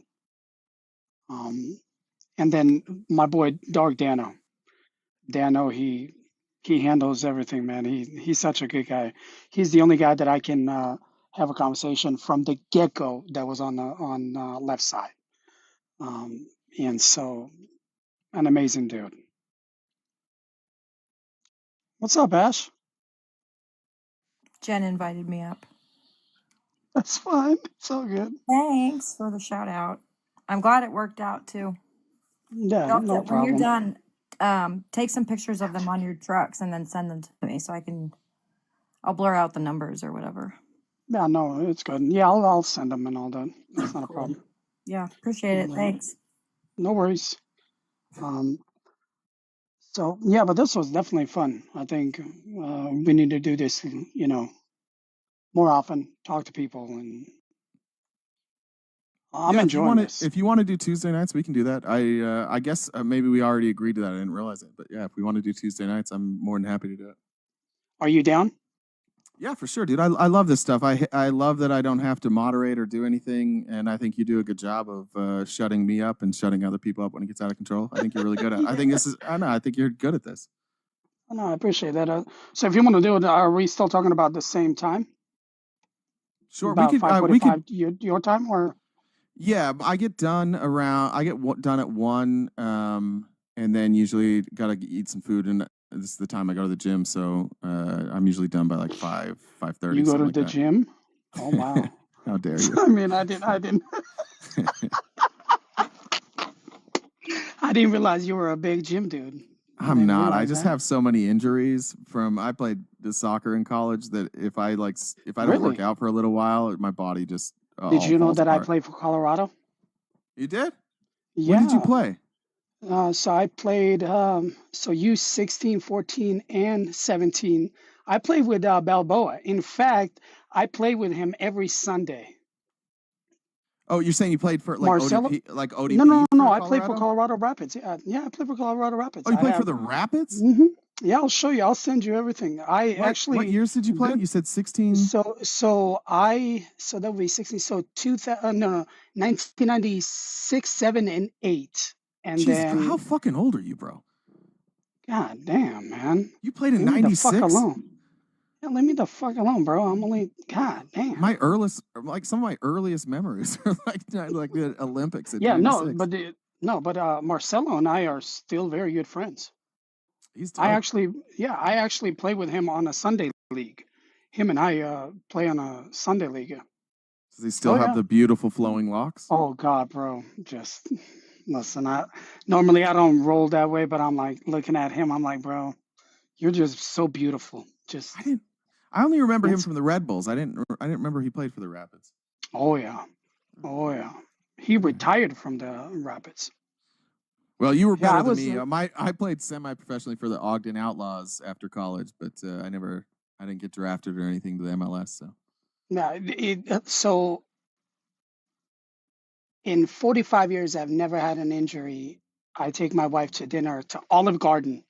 We're walking, and I take a step to the right, take a step to the left, and my whole knee just goes boom. slide to the right, Just slide to the it left. just boom. It just. I mean, it blew everything out, bro. I was so pissed. After no injuries ever, I take her to dinner and just out cold. MCL, ACL, just the whole thing. You know, mine I are was still like, well, hanging I'm on never by a going. I'm like, I'm never going to Olive Garden again. Fuck. thread. We get those Fucking Olive breadsticks to Garden. go now. Yeah. I know.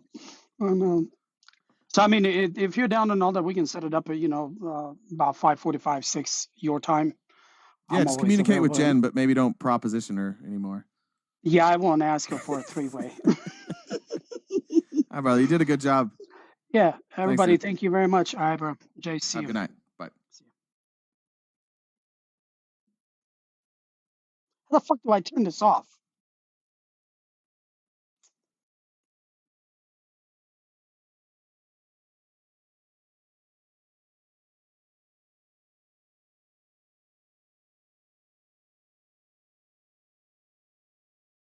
Dwayne. The fuck, bro. Yeah. Y'all can't be doing shit like that, right?